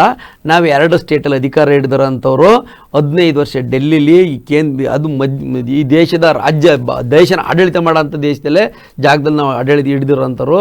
ಮತ್ತು ನಿಮಗೆ ಗೊತ್ತಿರಲಿ, ಪಂಜಾಬಲ್ಲಿ ಅಧಿಕಾರದಲ್ಲಿ ಇದ್ದೀವಿ ನಾವು. ಸುಮಾರು 20ಕ್ಕೂ ಹೆಚ್ಚು, ಸುಮಾರು 10ಕ್ಕೂ ಹೆಚ್ಚು ಮಹಾನಗರ ಪಾಲಿಕೆಯಲ್ಲಿ ಅಧಿಕಾರದಲ್ಲಿದ್ವಿ. ಸೂರತ್ ಮಹಾನಗರ ಪಾಲಿಕೆಯಲ್ಲಿ ಅಧಿಕಾರದಲ್ಲಿದ್ವಿ ನಾವು. ನಿಮಗೆ ಹಂಗೆ ಹೇಳೋದಾದರೆ ಸರ್, ಒಂದು ಎಕ್ಸಾಂಪಲ್ ಹೇಳ್ತೀನಿ. ನಾವು ಗುಜರಾತಲ್ಲಿ ಒಂದು ಗೆದ್ದಿದ್ವಿ, ಅಲ್ಲಿ ಆಪರೇಷನ್ ಕಮಲ ಮಾಡಿದರು. ಗೆದ್ದಂತರ 6 ಜನ ಗೆದ್ದಿದ್ವಿ, 5 ಜನ 5 ಒಬ್ಬನ ಕರ್ಕೊಂಡು ಹೋದರು. ಅಲ್ಲಿ ಚುನಾವಣೆ ನಡೀತು. ಆ ಸರಿ ಅವನು BJPಯಿಂದ ಎಲೆಕ್ಷನ್ ನಿಂತಾಗ ಆಮ್ ಆದ್ಮಿ ಪಾರ್ಟಿಯಿಂದ ಗೆದ್ದದ್ದು 15,000 ಓಟಲ್ಲಿ, ಈ ಸರಿ 30,000 ಓಟಲ್ಲಿ ಸೋತ. ಕೇಂದ್ರದಲ್ಲಿ ಆಡಳಿತ BJP ಅವ್ರದ್ದು, ರಾಜ್ಯದಲ್ಲಿ ಆಡಳಿತ ಗುಜರಾತಲ್ಲಿ BJP ಅವರು. ಆಯಿತಾ, ನಾವಿದ್ದರು 6 ಜನದಲ್ಲಿ ಒಬ್ಬ ಹೋದ, ಇದ್ದರು 5 ಜನ. ಅದ್ರ ಜೊತೆ ಇದು ಸೋತ್ಬಿಡ್ತಾನೆ ಅಂತ ಭ್ರಮೆಯಲ್ಲಿದ್ದರು. ಬಟ್ ಜನರಿಗೆ ಅರ್ಥ ಆಯಿತು, 30,000 ಓಟಲ್ಲಿ ಗೆಲ್ಸಿದ್ರು. ಭೂಪಾಲ್ ನಮ್ಮದೇ ಮಹಾನಗರ ಪಾಲಿಕೆ, ಮೇಘಾಲಯ ನಮ್ಮದೇ ಮಹಾನಗರ ಪಾಲಿಕೆ. ಆಯಿತಾ, ನಾವು ಆ ಥರ ಸರ್ ಜನರಿಗೆ ಬದಲಾವಣೆ ನೋಡಿ, ಒಂದು ದಿನದಲ್ಲಿ ಬದಲಾವಣೆ ಆಗುತ್ತೆ ಅಂತಲ್ಲ ಹೇಳಕ್ಕೆ ಹೊರಟ್ರೆ ಖಂಡಿತವಾಗಿಯೂ ಜನ ಅರ್ಥ ಮಾಡ್ಕೊತಾರೆ. ಯಾಕಂದರೆ ಯಾರಿಗೆ ನೀವು ಓಟ್ನ ದುಡ್ಡು ಕೊಟ್ಟು ಖರೀದಿ ಮಾಡಿದರೆ ಅವ್ರ ಲೈಫ್ ಸೆಟ್ಲ್ ಆಗಲ್ಲ. 2,000, 3,000, 5,000ದಲ್ಲಿ ಅವನ ಮನೆದು ನಿಲ್ಲಲ್ಲ. ಆ ಥರದಲ್ಲಿ ನಾವು ರಾಜಕೀಯ ಪಕ್ಷ ಉಪೇಂದ್ರ ಅವ್ರ ಥರದ್ದು ಅವ್ರು ಹೇಳೋವಂಥದ್ದು ಅವ್ರು ಹೇಳ್ತಾರೆ ನಾಯಕನೇ ಬೇಡ, ನಾಯಕ ನೀವು ಆಯ್ಕೆ ಮಾಡಿ ಅಂತ. ಹಂಗಾಗಲ್ಲ ಸರ್, ಯಾರೋ ಒಬ್ಬರು ನೇತೃತ್ವ ವಹಿಸ್ಬೇಕು. ಈಗ ಟ್ರಾಫಿಕಲ್ಲಿ ನೀನು ಹೋಗುವಂತ ಯಾರು ನಿಂತ್ಕೊಂಡು ಎಲ್ಲರನ್ನೂ ಕಳಿಸಿ ಆಮೇಲೆ ಅವ್ನು ಹೋಗಲ್ಲ, ನಾನು ಹೋದ್ರೆ ಸಾಕು ಅಂತಾನೆ. ಅಲ್ಲಿ ಪೊಲೀಸ್ನವ್ರು ನಿಲ್ಲೇಬೇಕು, ನೀನು ಆದ್ಮೇಲೆ ನೀನು ಹೋಗು ಅಂತ ಹೇಳಕ್ಬೇಕು ಅಲ್ವಾ. ಇಲ್ಲಿ ಸಮಾಜದಲ್ಲಿ ಮತದಾನ ಮಾಡುವಾಗ ಸರಿ ತಪ್ಪು ಆಮೇಲೆ ಯಾರಿಗಾರು ಒಬ್ಬರಿಗೆ ಧ್ವನಿ ಇಲ್ದರಿಗೆ ಧ್ವನಿ ಆಗಬೇಕು. ಅದಾಗಬೇಕಂದ್ರೆ ಯಾರು ಒಬ್ಬರು ನೇತೃತ್ವ ವಹಿಸಲೇಬೇಕು. ಆ ನೇತೃತ್ವನ ಆಮ್ ಆದ್ಮಿ ಪಾರ್ಟಿ ವಹಿಸ್ತಿದೆ. ಮತ್ತು ತುಂಬ ಜನ ಯುವಕರು ಸರ್ ರಾಜಕಾರಣಕ್ಕೆ ಬರಬೇಕು, ರಾಜಕೀಯದಲ್ಲಿ ಬೆಳಿಬೇಕು, ಅವ್ರು MLAಗಳಾಗಬೇಕು, MP ಆಗಬೇಕು, ಮಿನಿಸ್ಟರ್ ಆಗಬೇಕು, ಈ ದೇಶದ ಪ್ರಧಾನಿ ಆಗಬೇಕು. ಎಷ್ಟೋ ಜನ ನನ್ನ ಹತ್ರ ಹಣ ಇಲ್ಲ, ಸಾಧ್ಯ ಇಲ್ಲ ಅಂತ ಕುಂತವ್ರೆ. ನಾವು ಅವ್ರಿಗೆ ಕರೀತೀವಿ, ಹಣ ಬೇಡ, ಜಾತಿ ಬೇಡ. ನೋಡಿ DK ಶಿವಕುಮಾರ್ ಹೇಳ್ತಾರೆ, ಚುನಾವಣೆ ಮಾಡ್ಬೇಕಂದ್ರೆ ಕ್ಯಾಶ್ ಬೇಕು, ಕ್ಯಾಸ್ಟ್ ಬೇಕು, ಕಾಂಬಿನೇಷನ್ ಆಗಬೇಕು ಅಂತಾರೆ. ನಾವು ಅದನ್ನು ಹೇಳ್ತಿದ್ವಿ, ಕ್ಯಾಸ್ಟು ಬೇಡ, ಕ್ಯಾಶು ಬೇಡ. ನೀನು ಸಮಯ ಕೊಡ್ತೀಯಾ, ನೀನು ಸಮಾಜಕ್ಕೆ ಏನಾದರೂ ಮಾಡಬೇಕು ಅನ್ನೋದು ನಿನಗೆ ಉದ್ದೇಶ ಇದೆಯಾ, ನಾನು ಏನೋ ಒಂದು ಬದಲಾವಣೆ ಮಾಡಬೇಕು ಅನ್ನೋದು, ಈಗ ಏನಾರು ಒಂದು ಸೇವೆ ಮಾಡ್ಬೇಕು ಅನ್ನೋದೆಯಾ, ನೀನು ಬಾರಪ್ಪ ನಮ್ಮ ಜೊತೆ, ನಾವು ಜನರು ಮಾತಾಡ್ಸೋಣ. ಈಗ ಹೌದು, ಇನಿಷಿಯಲ್ ಸ್ಟೇಜಲ್ಲಿ ಸ್ಟಾರ್ಟ್ ಮಾಡಿದ್ದೀರಿ, ಒಪ್ಕೊಳ್ತೀನಿ. ಈಗ ನೀವಾಗಲೇ ಹೇಳಿದ್ರಿ ಡೆಲ್ಲಿ ಪಂಜಾಬ್, ನಾನು ಆಗಲೇ ಹೇಳಿದೆ ಡೆಲ್ಲಿ ಪಂಜಾಬ್ ಬೇರೆ, ಹಾಸನೇ ಬೇರೆ. ಇಡೀ ದೇಶನೇ ಒಂಥರ ಆದರೆ ಹಾಸನೇ ಒಂಥರ ನಡೆದು ಬಿಡ್ತೀವಿ, ನೋಡ್ಕೊಂಡು ಬಂದಿದ್ದೀರಿ. ಇಲ್ಲಿ ನೀವು ಕ್ಯಾಶು ಬೇಡ, ಕ್ಯಾಸ್ಟು ಬೇಡ, ನಾವು ಹಾಗೆ ಚುನಾವಣೆಗೆ ಹೋಗೋಣ ಅಂತಕ್ಕಂಥದ್ದು ಎಷ್ಟು % ಸಕ್ಸಸ್ ಆಗಬಹುದು ಆ್ಯಂಡ್ ಎಷ್ಟು ವರ್ಷ? ನೋಡಿ ಸರ್, ನಾನು ಹನುಮೇಗೌಡ್ರ ಜೊತೆ ಬೆಳೆದವರು, ಹನುಮೇಗೌಡ್ರನ್ನ ಹತ್ರದಲ್ಲಿ ನೋಡಿದವರು. ನಮ್ಮ ಊರಿಗೆ ಬಂದರೆ ನಮ್ಮೂರಲ್ಲಿ ಅಗಿಲಲ್ಲಿ 10 ರೂಪಾಯಿ 20 ರೂಪಾಯಿ ಕಲೆಕ್ಟ್ ಮಾಡಿ ದೇವಸ್ಥಾನದ ಮುಂದೆ ಗಂಟು ಕಟ್ಟಿ ಇಟ್ಟು ಅವ್ರಿಗೆ ಕೊಡ್ತಿದ್ದರು. ಅವರು ಪ್ರಾಮಾಣಿಕ ರಾಜಕಾರಣಿ. ಆಯಿತಾ, ಅವರು ಅಷ್ಟೇ ಪ್ರಾಮಾಣಿಕವಾಗಿ ನಡ್ಕೊತಾ ಇದ್ದರು. ಬಡವ್ರ ಬಗ್ಗೆ ಅವ್ರಿಗೆ ಕಾಳಜಿ ಇತ್ತು, ತುಂಬ ಸಹಾಯ, ತುಂಬ ಕೆಲಸ, ಅವ್ರ ವ್ಯಾಪ್ತಿ ಏನು ಇತ್ತು ಅಷ್ಟು ಕೆಲಸ ಮಾಡಿದರು. ಅದಾದಮೇಲೆ ಬರ್ತಾ ಏನಾಯಿತು, ಹಣ ಇರೋರ ಕೈಗೆ ಅಧಿಕಾರ ಸಿಗೋಕ್ಕೆ ಶುರುವಾಯಿತು. ಅವರು ಜನರನ್ನ ಭ್ರಷ್ಟರು ಮಾಡಿದರು. ಆಯಿತಾ, ಮತದಾನ ಈ ದೇಶದಲ್ಲಿ ಎಲ್ಲ ಕಡೆ ಒಂದೇ ಥರ ಮತದಾನ ನಡೆಯೋದು. ನಾವು ಭ್ರಮೆ ಒಳಗಡೆ ಇದ್ವಿ. ನಿಜವಾಗ್ಲೂ ತುಂಬ ಜನ ಏನು ಹಣದಿಂದನೇ ಚುನಾವಣೆ ಮಾಡಬೇಕು ಅಂತವ್ರೆ, ಅದು ಬ್ರಹ್ಮ ನಿರಸನ ಮಾಡ್ತೀವಿ, ನಾವು ಮಾಡಿ ತೋರಿಸ್ತೀವಿ ಸರ್. ನಾನು ಗೆದ್ದ ಮುಖ್ಯ ಅಲ್ಲ, 1 ರೂಪಾಯಿ ದುಡ್ಡು ತಗೊಂಡೇ ಎಷ್ಟು ಜನ ಓಟ್ ಹಾಕಿದ್ರು ಅಂದರೆ ಭ್ರಷ್ಟಾಚಾರನ ವಿರೋಧ ಮಾಡೋ ಜನ ಎಷ್ಟಿದ್ದಾರೆ. ನಾನು ಏನೇ ಬಾಯಲ್ಲಿ ಹೇಳ್ಬೋದು ಸರ್, ನಾನು ಭ್ರಷ್ಟ ಅಲ್ಲ ಅಂದರೆ ಮತ ಹಾಕೋದ್ರ ಮುಖಾಂತರ ತೋರಿಸ್ಬೇಕು ನಾನು ಎಷ್ಟು ಜನ ಬದಲಾವಣೆ ಮಾಡಿದ್ನಿ ಅನ್ನೋದು ನನ್ನ ಗುರಿ. ಅದು ನಾನು ಅದರಲ್ಲೂ ಸಂತೋಷ ಪಡ್ತೀನಿ. ನಮಗೆ ಇಡೀ ನಾಳೆ ಬೆಳಿಗ್ಗೆ ಹೋದ ತಕ್ಷಣಕ್ಕೆ ಎಲ್ಲರೂ ನಮ್ಮೊಟ್ಟಿಗೆ ಬಂದುಬಿಡ್ತಾರೆ, ಎಲ್ಲರೂ ಬದಲಾವಣೆ ಮಾಡ್ತೀನಿ ಅಲ್ಲ, ಸಮಯ ತಗೋಬೋದು. ಬಟ್ ಜನ ಬದಲಾವಣೆ ಆಗ್ತಾರೆ ಅನ್ನೋದು ನಮ್ಗೆ. ನೋಡಿ, ನಿಮ್ಗೊಂದು ಉದಾಹರಣೆ ಹೇಳ್ತೀನಿ. ಈ ದೇಶ ಸ್ವತಂತ್ರ ಪಡೆಯುವಾಗ ಹೊರಟರು ಅವತ್ತು 10 ಕೋಟಿ ಜನಸಂಖ್ಯೆ, 10 ಕೋಟಿ ಜನ ಇಳಿದಿರಲಿಲ್ಲ, 1% ಜನ ಇಳಿದಿರಲಿಲ್ಲ. ಅವ್ರು ಯಾರು ಏನೇನು ಹೋರಾಟ ಮಾಡಿದ್ರು ಅವ್ರು ಯಾರು ಇವತ್ತು ಅದರ ಲಾಭ ಪಡ್ಕತ್ತಿಲ್ಲ. ಒಂದು ಫಲಾಪೇಕ್ಷೆ ಇಲ್ಲದಲೇ ಹೋರಾಟ ಮಾಡಿ ಸ್ವತಂತ್ರನ ತಂದು ಕೊಟ್ಟು ಅವರು ಹೋದರು. ಅವರು ನಾವು ನೆನಪು ಮಾಡ್ತೀವಿ ಅಷ್ಟೇ. ನಾವು ಈ ಸಮಾಜನ ಫಲಾಪೇಕ್ಷೆ ಇಲ್ಲದಲೇ ಬದಲಾವಣೆ ಮಾಡಬೇಕು ಅಂತ ಹೊರಟಿದ್ವಿ ಸರ್. ಯಾರು ಆಮ್ ಆದ್ಮಿ ಪಾರ್ಟಿ ಹೊರಟಿದ್ವಿ. ಆಯಿತಾ, ಇದರಲ್ಲಿ ಯಾವುದೇ ಹಿನ್ನಡೆ, ನಾವು ಜಾತಿ ಮುಕ್ತ, ಹಣ ಮುಕ್ತ, ಎಂಡ ಮುಕ್ತ ಈ ಚುನಾವಣೆ ಮಾಡಬೇಕು ಅನ್ನೋದು ನಮ್ಮ ಉದ್ದೇಶ. ಮಾಡಿ ತೋರಿಸ್ತೀವಿ ಸರ್, ಸಾಧ್ಯ, 100% ಸಾಧ್ಯ.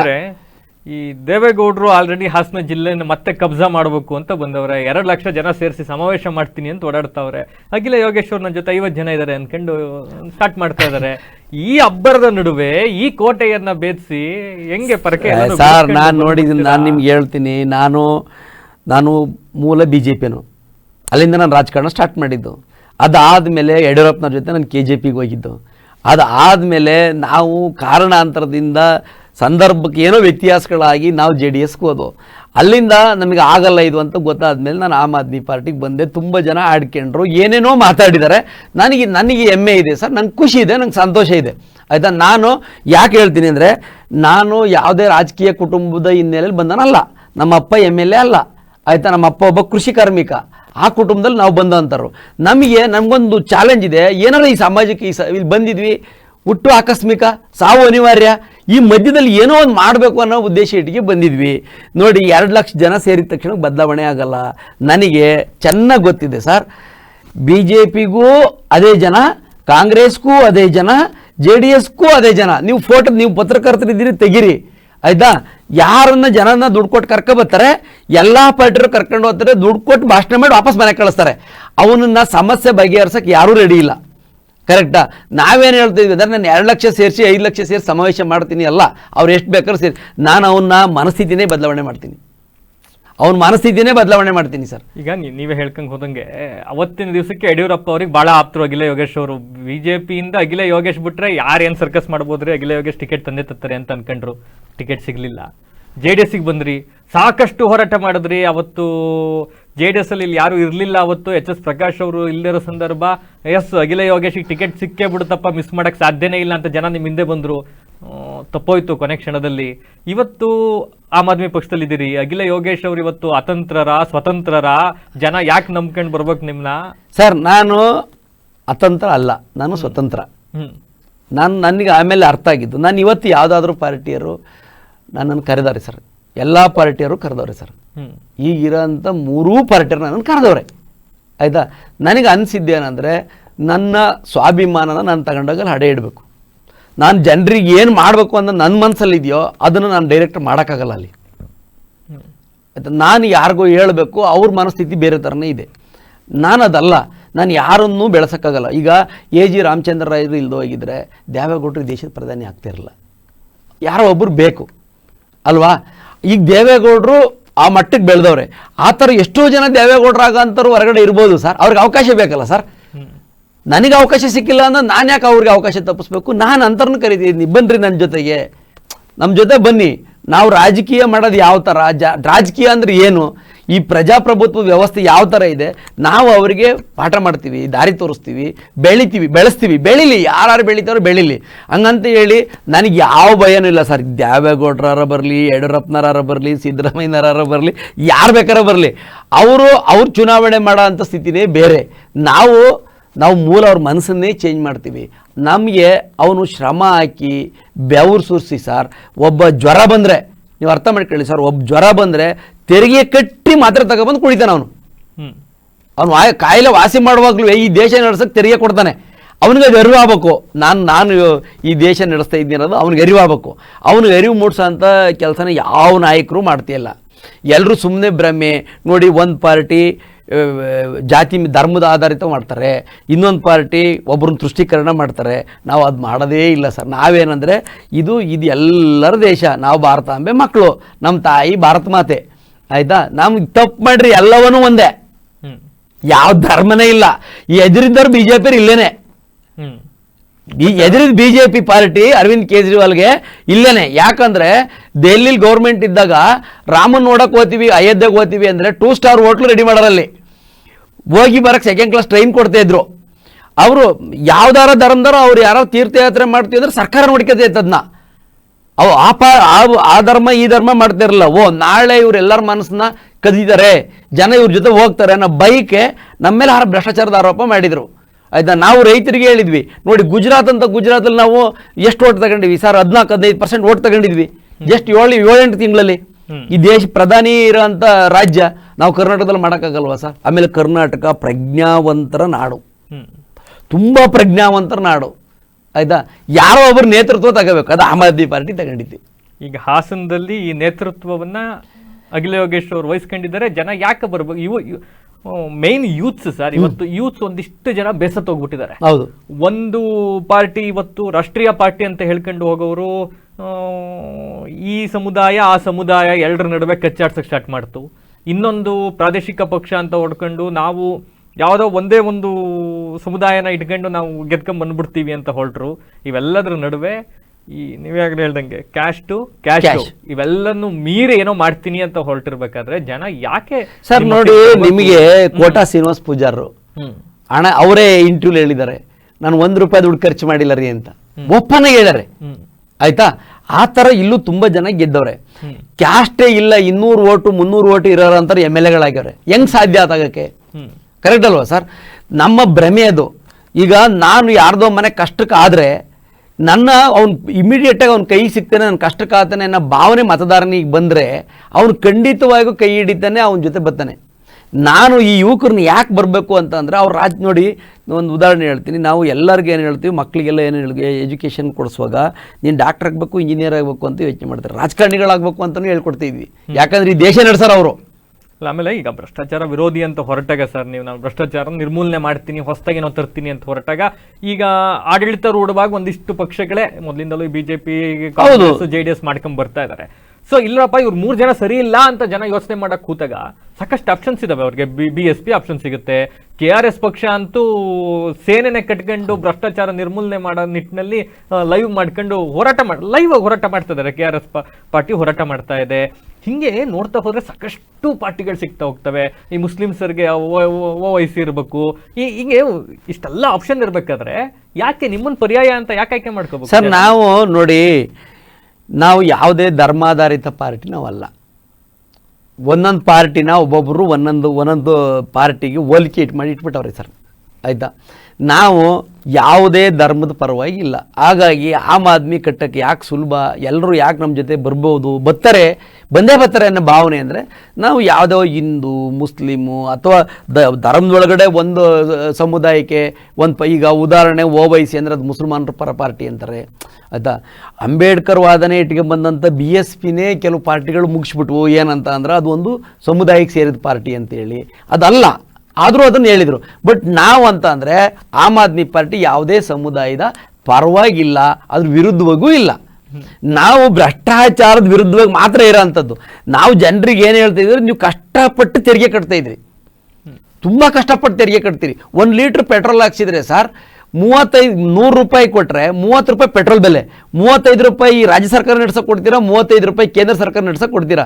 ಒಬ್ಬ ಹುಡುಗ ಶುಂಠಿ ಕೆಲಸಕ್ಕೆ ಹೋಗೋನು ದಿನ 2 ಲೀಟ್ರ್ ಪೆಟ್ರೋಲ್ ಹಾಕ್ಸ್ತಾನೆ, ₹70 ಡೈಲಿ ಅವನು ಬರೀ ಪೆಟ್ರೋಲ್ ಹಾಕಿ ಈ ದೇಶಕ್ಕೆ ತೆರಿಗೆ ಕಟ್ತಾನೆ. ಒಂದು ತಿಂಗಳಿಗೆ ₹3,000 ₹4,000 ತೆರಿಗೆ ಕಟ್ತಾನೆ. ಅವನು ಒಬ್ಬ ಕೂಲಿ ಮಾಡೋ ಹುಡುಗ ₹4,000 ತೆರಿಗೆ ಕಟ್ತಾನೆ. ಅವನಿಗೆ ನೀನು 4,000 ತೆರಿಗೆ ಕಟ್ತಾ ಇದೆಯಾ ಅಂದರೆ ಯಾವನೋ ಕೂಡ ₹2,000 ಅವನಿಗೆ ಏನೂ ಅನ್ಸಲ್ಲ. ಅದನ್ನು ಯಾರು ಮಾಡ್ತಿಲ್ವಲ್ಲ, ನಾವು ಮಾಡೋಣ, ಕರಿತಿದ್ನಿ ಎಲ್ಲ ಯುವಕರನ್ನ, ವಿದ್ಯಾವಂತರು ಯಾರು ಈ ಸಮಾಜಕ್ಕೆ ಏನೋ ಮಾಡ್ಬೇಕಂತಿದ್ರೆ ಬನ್ನಿರಿ ನಮ್ಮ ಜೊತೆ ರಾಜಕಾರಣ ಮಾಡೋದು. ನೋಡಿ, ನಾನೀಗ ಕ್ಯಾಂಡಿಡೇಟ್ ಮಾಡ್ತೀನಿ, ನನ್ನ ಹತ್ರ ಬಂದವ್ರೆ, ನಾನೀಗ ಕ್ಯಾಂಡಿಡೇಟ್ ಮಾಡುವಾಗ ನನ್ನ ಹತ್ರ ದುಡ್ಡಿದೆ, ಇಷ್ಟು ಖರ್ಚು ಮಾಡ್ತೀನಿ ಅಂತ ಬಂದವ್ರೆ ಸರ್. ನಾನು ಅವ್ರಿಗೆ ಹೇಳ್ತಾ ಇದ್ದೀನಿ, ನಂಗೆ ನೀನು ದುಡ್ಡು ಬೇಡ, ನಿನ್ನ ಸಮುದಾಯನೂ ಬೇಡ, ನೀನು ಮಹಾನಗರ ಪಾಲಿಕೆಯಲ್ಲಿ ನಿಲ್ಲಬೇಕು ಅಂತ ಅಂದರೆ ನೀನು ಆ ವಾರ್ಡಿನ ನಾನು ಏನಾರು ಮಾಡಬೇಕು ಅನ್ನೋದು ನಿನ್ನ ಕನಸಿರ್ಬೇಕು. ಏನಾರು ಮಾಡ್ತೀನಿ ಅಂತ ಕನಸಿರ್ಬೇಕು. ಹಂಗಿದ್ರೆ ನನ್ನ ಜೊತೆಗೆ ಬಾ. ನೀನು ಇವತ್ತಿಂದನೇ ಮನೆ ನಾನು ನಿನ್ನ ಜೊತೆ ಬರ್ತೀನಿ. ಪ್ರತಿಯೊಂದು ಮನೆಗೆ ಹೋಗಿ ಭೇಟಿ ಮಾಡೋಣ, ಅವ್ರ ಮನೆ ಏನು ಕಷ್ಟ ಲಿಸ್ಟ್ ಮಾಡೋಣ. ನಮ್ಮ ಕೈಲಿ ಏನೇನು ಸಾಧ್ಯ, ಸರ್ಕಾರಿ ಸವಲತ್ತು ಏನು ವಂಚಿತರಾಗಿದ್ದಾರಲ್ಲ ಸರ್ಕಾರಿ ಸವಲತ್ತಿಂದ, ಅದನ್ನು ಕೊಡ್ಸೋಣ. ಓಟ್ ಹಾಕೋದು ಬಿಡೋದು ಅವ್ರಿಗೆ ಸೇರಿದ್ದು. ನಮ್ಮ ಅವಶ್ಯಕತೆ ಇದ್ರೆ ಆಯ್ಕೆ ಮಾಡ್ತಾರೆ.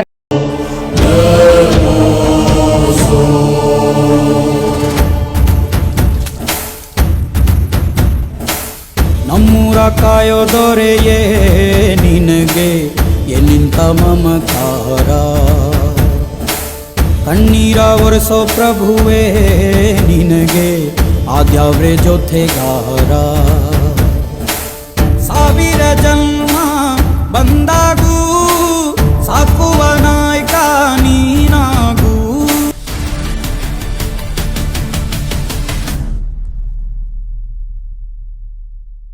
ನಗರ ಪಾಲಿಕೆ ಚುನಾವಣೆ ವಿಚಾರಕ್ಕೆ ಸಂಬಂಧಪಟ್ಟಂಗೆ ಬರೋಣ. ಸದ್ಯದಲ್ಲೇ ರೀಸೆಂಟಾಗಿ ಆಗೋಗುತ್ತೆ. JDS ಇಂದ ನಿಂತ್ಕೊಬೇಕು ಅಂದರೆ ಒಳನರಸೀಪುರಕ್ಕೆ ಹೋಗಿ ಟಿಕೆಟ್ ತರಬೇಕು, BJPಯಿಂದ ನಿಂತ್ಕೊಬೇಕು ಅಂದರೆ ವಿದ್ಯಾನಗರದ ಮನೆಗೆ ಓಡಾಡಬೇಕು, ಕಾಂಗ್ರೆಸ್ಸಲ್ಲಿ 108 ಬಣಗಳು. ಈ ನಡುವೆ ಜನ ಆಮ್ ಆದ್ಮಿಯಿಂದ ನಾನೇನಾದ್ರು ನಿಂತ್ಕೊಂಡು ಗೆಲ್ಲಬೇಕು ಅಂತ ಹೊರಡೋದಾದ್ರೆ ಏನು ಮಾನದಂಡ, ಅವರು ಏನು ಮಾಡಬೇಕು ಸರ್? ನೋಡಿ, ಈಗ ಅವರು ಈ 3 ಪಾರ್ಟಿಯರು, JDS ಅವರು, BJP ಅವರು, ಕಾಂಗ್ರೆಸ್ ಅವರು, ಆಯಿತಾ, ಅವರು ಟಿಕೆಟ್ನ ಯಾವತ್ತು ಕೊಡ್ತಾರೆ ಅಂದರೆ ಇನ್ನೊಂದು 2-3 ದಿವಸ ಐತಿ ಅನ್ನಂಗೆ ಕೊಡ್ತಾರೆ. ಅದ್ರಲ್ಲಿ ಬಣಗಳಿರ್ತವೆ, ದುಡ್ಡು ನೋಡ್ತಾನೆ, ಅವ್ನ ಕ್ಯಾಸ್ಟ್ ನೋಡ್ತಾನೆ, ಅದೆಲ್ಲ ನೋಡ್ತಾನೆ. ಮತ್ತು ಈಗ BJPಗೆ ಹೋದ್ರೆ 100 ಗುಂಪು, ಆಯ್ತಾ, ನನ್ನ ಕಡೆನೇ ಕೊಡ್ಬೇಕಾ ಅವ್ನ ಕಡೆನೇ ಕೊಡ್ಬೇಕಾ ಅಂದರೆ ಇವ್ನು ಕೊಡ್ತೀನಿ ಅಂದರೆ ಮೇಗಡಿಂದ ಹೋಗಿ ಇನ್ನೊಬ್ಬನ್ನ ಆಯ್ಕೆ ಮಾಡ್ಕೊಂಡು ತಗೊಬರ್ತಾರೆ. ಅಲ್ಲಿ ಯಾರು ಎಡ್ ಅಂತ ಯಾರು ಇಲ್ಲ ಸರ್, ಆಯಿತಾ. ಅದೇನು ಒಬ್ಬರ ಮೇಲೆ ನಿಂತಿರೋ ಪಾರ್ಟಿ ಅಲ್ಲ. JDS ರೇವಣ್ಣರ್ನ ಯಾರನ್ನ ಡಿಸೈಡ್ ಮಾಡ್ತಾರೋ ಅವ್ರದ್ದು. ಈಗ ಕಾಂಗ್ರೆಸ್ಸರ ಸ್ಥಿತಿ ವಿಭಿನ್ನ, ಆಯಿತಾ. ಇವ್ರು ಬರೋದು ಯಾವತ್ತಿಗೆ ಲಾಸ್ಟ್ ದಿವಸಕ್ಕೆ ಬರ್ತಾರೆ, ಕರೆಕ್ಟ್ ತಾನೆ. ನಾವು ಇವತ್ತು ಅವ್ರ ಮನೆ ಹತ್ರಕ್ಕೆ ಹೋಗಿದ್ವಿ, ಅವ್ರ ಮನೆ ಪ್ರಾಬ್ಲಮ್ ಕೇಳ್ತಾ ಇದ್ವಿ. ಅದೇ ಏನು ಮನೆಗೆ ಹೋಗ್ತೀವಿ ಸರ್, ನಾವು ಗುಂಪು ಕಟ್ಕೊಂಡು ಹೋಗಲ್ಲ. ನಾವು ಆಮ್ ಆದ್ಮಿ ಪಾರ್ಟಿಯಿಂದ ನಿಮ್ಮ ಸಮಸ್ಯೆ ಕೇಳ್ತೀವಿ. ನಿಮ್ದು ವಾರ್ಡ್ ಇಂಥದ್ದು ಆಗಿದೆ, ವೋಟ್ ಲಿಸ್ಟ್ ಇದೆಯಾ, ಆಧಾರ್ ಕಾರ್ಡ್ ನೋಡಿ. ತುಂಬ ಜನದ್ದು ನಿಮಗೆ ಇವತ್ತು ರೇಷನ್ ಕಾರ್ಡ್ನ ಡಿಲೀಟ್ ಮಾಡೋರೆ ಸರ್, ನಿಜವಾದ ಬಡವರಿಗೂ ಡಿಲೀಟ್ ಮಾಡೋರೆ, ಆಯ್ತಾ. ಕೇಳೋರು ಯಾರು? ಈಗ ನಾನು ನೋಡ್ತಾನೆ ಇದ್ದೆ ಸರ್, ಬೀದಿ ಬದಿ ಇದ್ದ ವ್ಯಾಪಾರಸ್ಥರನ್ನು ಮಕ್ಕಳೆಬ್ಸಿದ್ರು. ಒಂದೇ ಒಂದು ರಾಜಕೀಯ ಪಾರ್ಟಿನೂ ಹೋಗಲ್ಲ, ನಿಲ್ಲಿಲ್ಲ. ನಾವು ನೋಡ್ತಾನೆ ಇದ್ವಿ, ಏನು ಮಾಡ್ತಾರೆ ಇವರು, ಏನು ಮಾಡ್ತಾರೆ, ಯಾರಾದರೂ ಬರ್ತಾರ ಅಂತ. ಅವ್ರ ಕಷ್ಟಕ್ಕೆ ಯಾರು ಬರ್ತಾ ಇಲ್ಲ. ಅದಕ್ಕೆ ನಾವೀಗ ಏನು ಮಾಡಿದ್ವಿ ಅಂದರೆ, ಈ ಒಂದು ಜಿಲ್ಲಾಡಳಿತಕ್ಕೆ ಆಮ್ ಆದ್ಮಿ ಪಾರ್ಟಿರವರೇ ಭ್ರಷ್ಟಾಚಾರ ಮಾಡಿದರೆ ಬರ್ತಾರೆ ಅನ್ನೋದನ್ನು ನಾವು ಎಲ್ಲರಿಗೆ, ಜನರಿಗೆ, ನಾವು ನಿಮ್ಮ ಕಷ್ಟದಲ್ಲಿ ಇದ್ವಿ, ನಿಮ್ಮ ಜೊತೆಗೆ ನಾವು ಇರ್ತೀವಿ ಅಂತ ಫಸ್ಟ್ ಅವ್ರಿಗೆ ಹೇಳ್ತೀವಿ. ನನಗೆ ಅದೇ ಭಾಳ ಬೇಜಾರಾಗುತ್ತೆ ಸರ್. ಈ ಬಡವ್ರ ಮೇಲೆ ಗದಪ್ರಹಾರ ಮಾಡ್ತಾರೆ, ದೊಡ್ಡವ್ರು ಒತ್ತುವರಿ ಮಾಡ್ಕೊಂಡಾಗ ತೆರವು ಮಾಡಕ್ಕೆ ಯಾರು ಇಲ್ಲ, ಅದನ್ನ ಪ್ರಶ್ನೆ ಮಾಡೋದೇ ಇಲ್ಲ ಯಾರು ಇಲ್ಲಿ. ಪ್ರಶ್ನೆ ಮಾಡೋಕ್ಕೆ ಅಂತ ಅಂದರೆ ಸರ್, ನಾನು ಅಂತ ಹೇಳಿ ಇವ್ರು ಅವ್ರು ಏನು ತಿಳ್ಕೊಂಡ್ರೆ ಸರ್, ಜನರಿಗೆ ನಾನು ಲಾಸ್ಟಲ್ಲಿ ದುಡ್ಡು ಇಟ್ಕೊಂಡು ಹೋದ್ರೆ 2,000 3,000 ಇಟ್ಕೊಂಡು ಹೋದ್ರೆ ದುಡ್ಡು ಕೊಡೋದು. ಮತ್ತು ನಾನು ಗೌರಿ ಹಬ್ಬದಲ್ಲಿ ಸೀರೆ ಕೊಡ್ಸಿದ್ರೆ, ಈಗ ನನ್ನ ಹೆಂಡ್ತಿಗೆ ಸೀರೆ ಕೊಡಿಸ್ಬೇಕಾಗಿರೋದು ನಾನು, ಕರೆಕ್ಟಾ.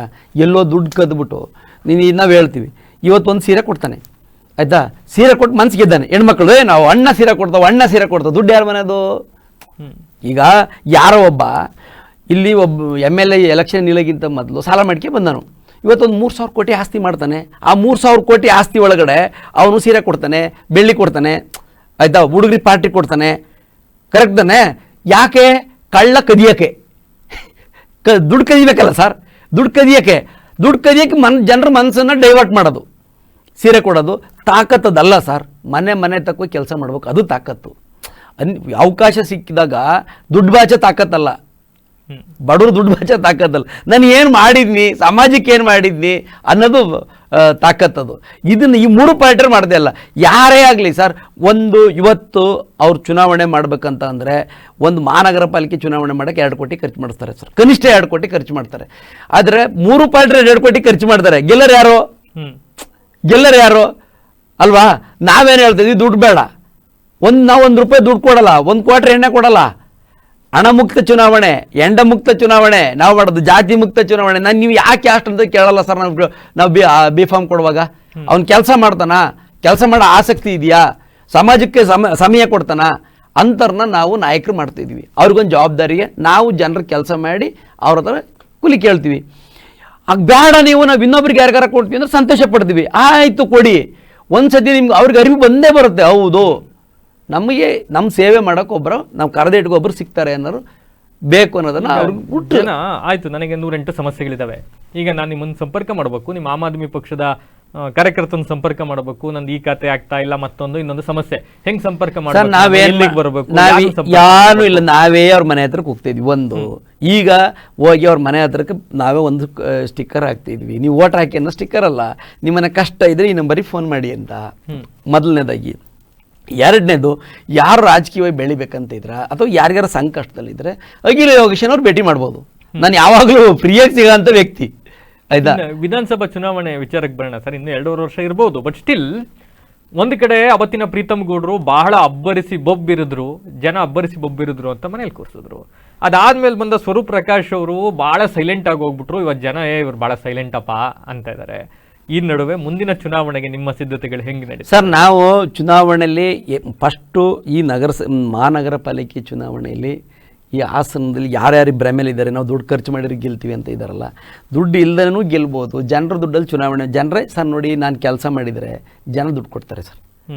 ಚುನಾವಣೆ ನಿಲ್ಲಕ್ಕೆ ನಾನು ಪಾಂಪ್ಲೆಟ್ಸ್ ಮಾಡಿಸ್ಕೊಡ್ತೀನಿ ಅಂತ ಒಬ್ಬತ್ತಾನೆ, ನಾನು ಇವತ್ತು ನೀವು ಕ್ಯಾನ್ವಾಸ್ ಮಾಡಿದ್ರೆ ನಿಮ್ಮ ಕಾರ್ಯಕರ್ತರಿಗೆ ಊಟ ಹಾಕಿಸ್ತೀನಿ ಅಂತ ಒಬ್ಬತ್ತಾನೆ, ಆಯಿತಾ. ಜನರು ಆ ಥರ ಭಾವನೆ, ತುಂಬ ಒಳ್ಳೆ ಭಾವನೆ ಇದ್ದಾರೆ.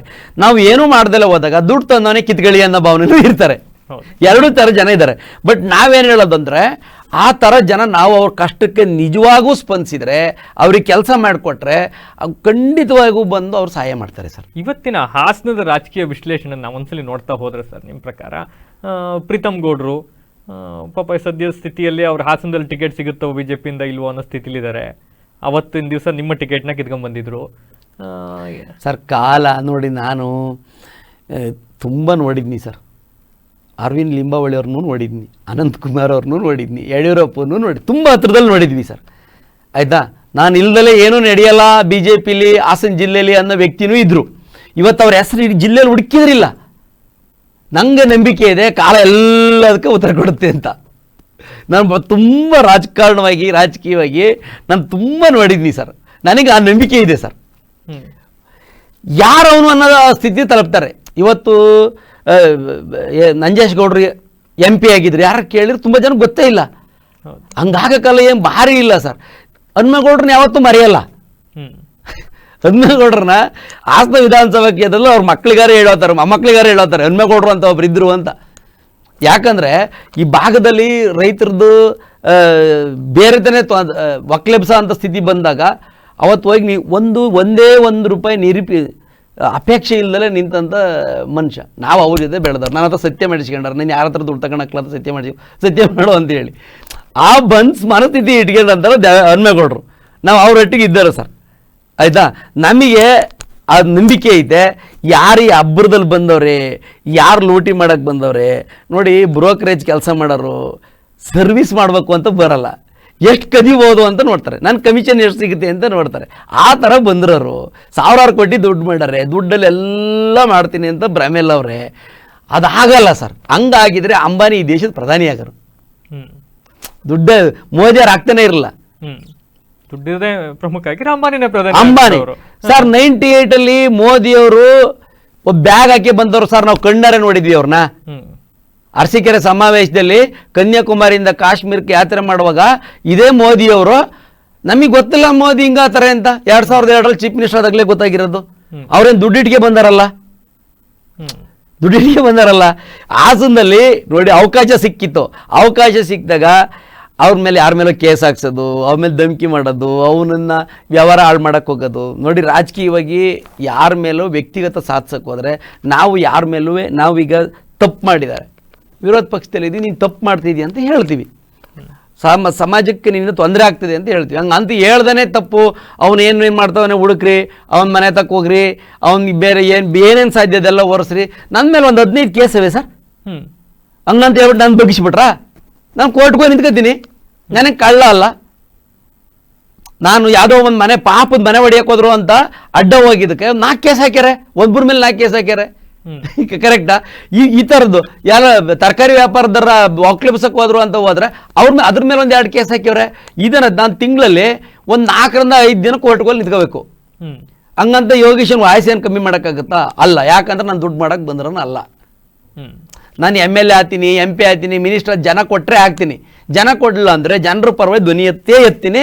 ನಾನು ಉಸಿರಿರೋವರೆಗೂ ಜನರ ಪರ ನಿಂತ್ಕೊತೀನಿ ಸರ್. ಇಂಥವ್ರಿಗೆಲ್ಲವ ಸರ್ ಎದುರಿಸೋದು, ರೌಡಿ ನೋಡಿ ನಮ್ಮ ಮೇಲೆ ಏನೇನೆಲ್ಲ ಮಾಡೋಕ್ಕೆ ಬಂದರು, ಅಧಿಕಾರ ಐತೆ ಅಂತ. ಇವತ್ತು ಅವ್ರದ್ದು ಅಧಿಕಾರ ಐತಾ? ಈಗ ನಾನು BJPಲಿದ್ದೆ, ನಾನು BJPಯಿಂದ ಓಡಿಸ್ಬಿಟ್ಟೆ ಅಂತ ಅನ್ಕೊಂಡ್ರು. ಏನು ರಾಜಕೀಯದಿಂದ ಓಡ್ಸಕ್ಕತ್ತ? ಓಡ್ಸಕ್ಕೆ ಇಲ್ಲ. ಯಾಕಂದ್ರೆ ನಾನು ದುಡ್ಡುಗೋಸ್ಕರ ಬಂದನಲ್ಲ. ಆಯಿತಾ, ನಾನು ಸಂಘಟನೆಯಲ್ಲಿ ಬೆಳೆದನು. ನನಗೆ ಅವ್ರಲ್ಲಿ ಹೇಳ್ಕೊಟ್ಟದ್ದು ಏನು, ಸಂಘದಲ್ಲಿ ಏನು ನೋಡಿ, ನಾನು ಯಾವಾಗಲೂ ನನ್ನ ಮೂಲ ರಾಷ್ಟ್ರೀಯ ಸ್ವಯಂ ಸೇವಾ ಸಂಘದಲ್ಲಿ ನಾವು ಕೆಲಸ ಮಾಡಿದವರು. ಆಯಿತಾ, ನನಗೆ ಅದ್ರ ಮೇಲೆ ಗೌರವ ಐತೆ. ಅವ್ರು ಹೇಳ್ಕೊಟ್ಟದ್ದು ಏನಂದರೆ ರಾಜಕೀಯ ವೃತ್ತಿ ಮಾಡ್ಕೊಬೇಡಿ ಅಂತ ಹೇಳಿದರು ನನಗೆ. ಅವ್ರಿಲ್ಲ ಇವತ್ತು. ಆಯಿತಾ, ಅವ್ರು ನನಗೆ ಹೇಳ್ಕೊಟ್ರು ರಾಜಕೀಯ ವೃತ್ತಿ ಮಾಡ್ಕೊಬಾರ್ದು ಯೋಗೀಶ ಅಂತ ಹೇಳ್ಕೊಟ್ರು. ಆಯಿತಾ, ನಾವು ವೃತ್ತಿ ಮಾಡ್ಕೊಂಡಲ್ಲ, ವ್ಯಾಪಾರ ಮಾಡ್ತೀವಿ, ವ್ಯವಹಾರ ಮಾಡ್ತೀವಿ, ಒಂದಷ್ಟು ಜನರಿಗೆ ಸಹಾಯ ಮಾಡ್ತೀವಿ. ಆಯಿತಾ, ರಾಜಕೀಯನ ನಾನು ಇವತ್ತುವರೆಗೂ ಅದು ವ್ಯಾಪಾರಿ ಕ್ಷೇತ್ರ ಅಂತ ನಾನು ಕನ್ಸಿಡ್ರೇ ಮಾಡಿಲ್ಲ, ಮಾಡೋದು ಇಲ್ಲ. ನನ್ನ ಜೊತೆ ಬಂದವ್ರಿಗೂ ಹೇಳ್ಕೊಡ್ತೀನಿ, ನೀವು ಹಣ ಮಾಡೋಕ್ಕೋಸ್ಕರ ರಾಜಕಾರಣಕ್ಕೆ ಬರಬೇಡ್ರಿ. ಆಯಿತಾ, ಸರ್ವಿಸ್ ಮಾಡ್ಬೇಕಾ ನಮ್ಮ ಜೊತೆ ಬನ್ನಿ ಅಂತ ಕರಿತೀವಿ. ಜಲವೇ ನಿನದು ಜಯಿಸೋ ನಾಯಕ, ನೀತಿ ಮುಂದೆ ನಿನ್ನ ಕಾಯಕ, ನೀನೇ ರಥವು ನೀನೇ ಸಾರಥಿ, ಛಲವೇ ನಿನ್ನ ಕಾಯೋ ಸಂಗತಿಯೋ.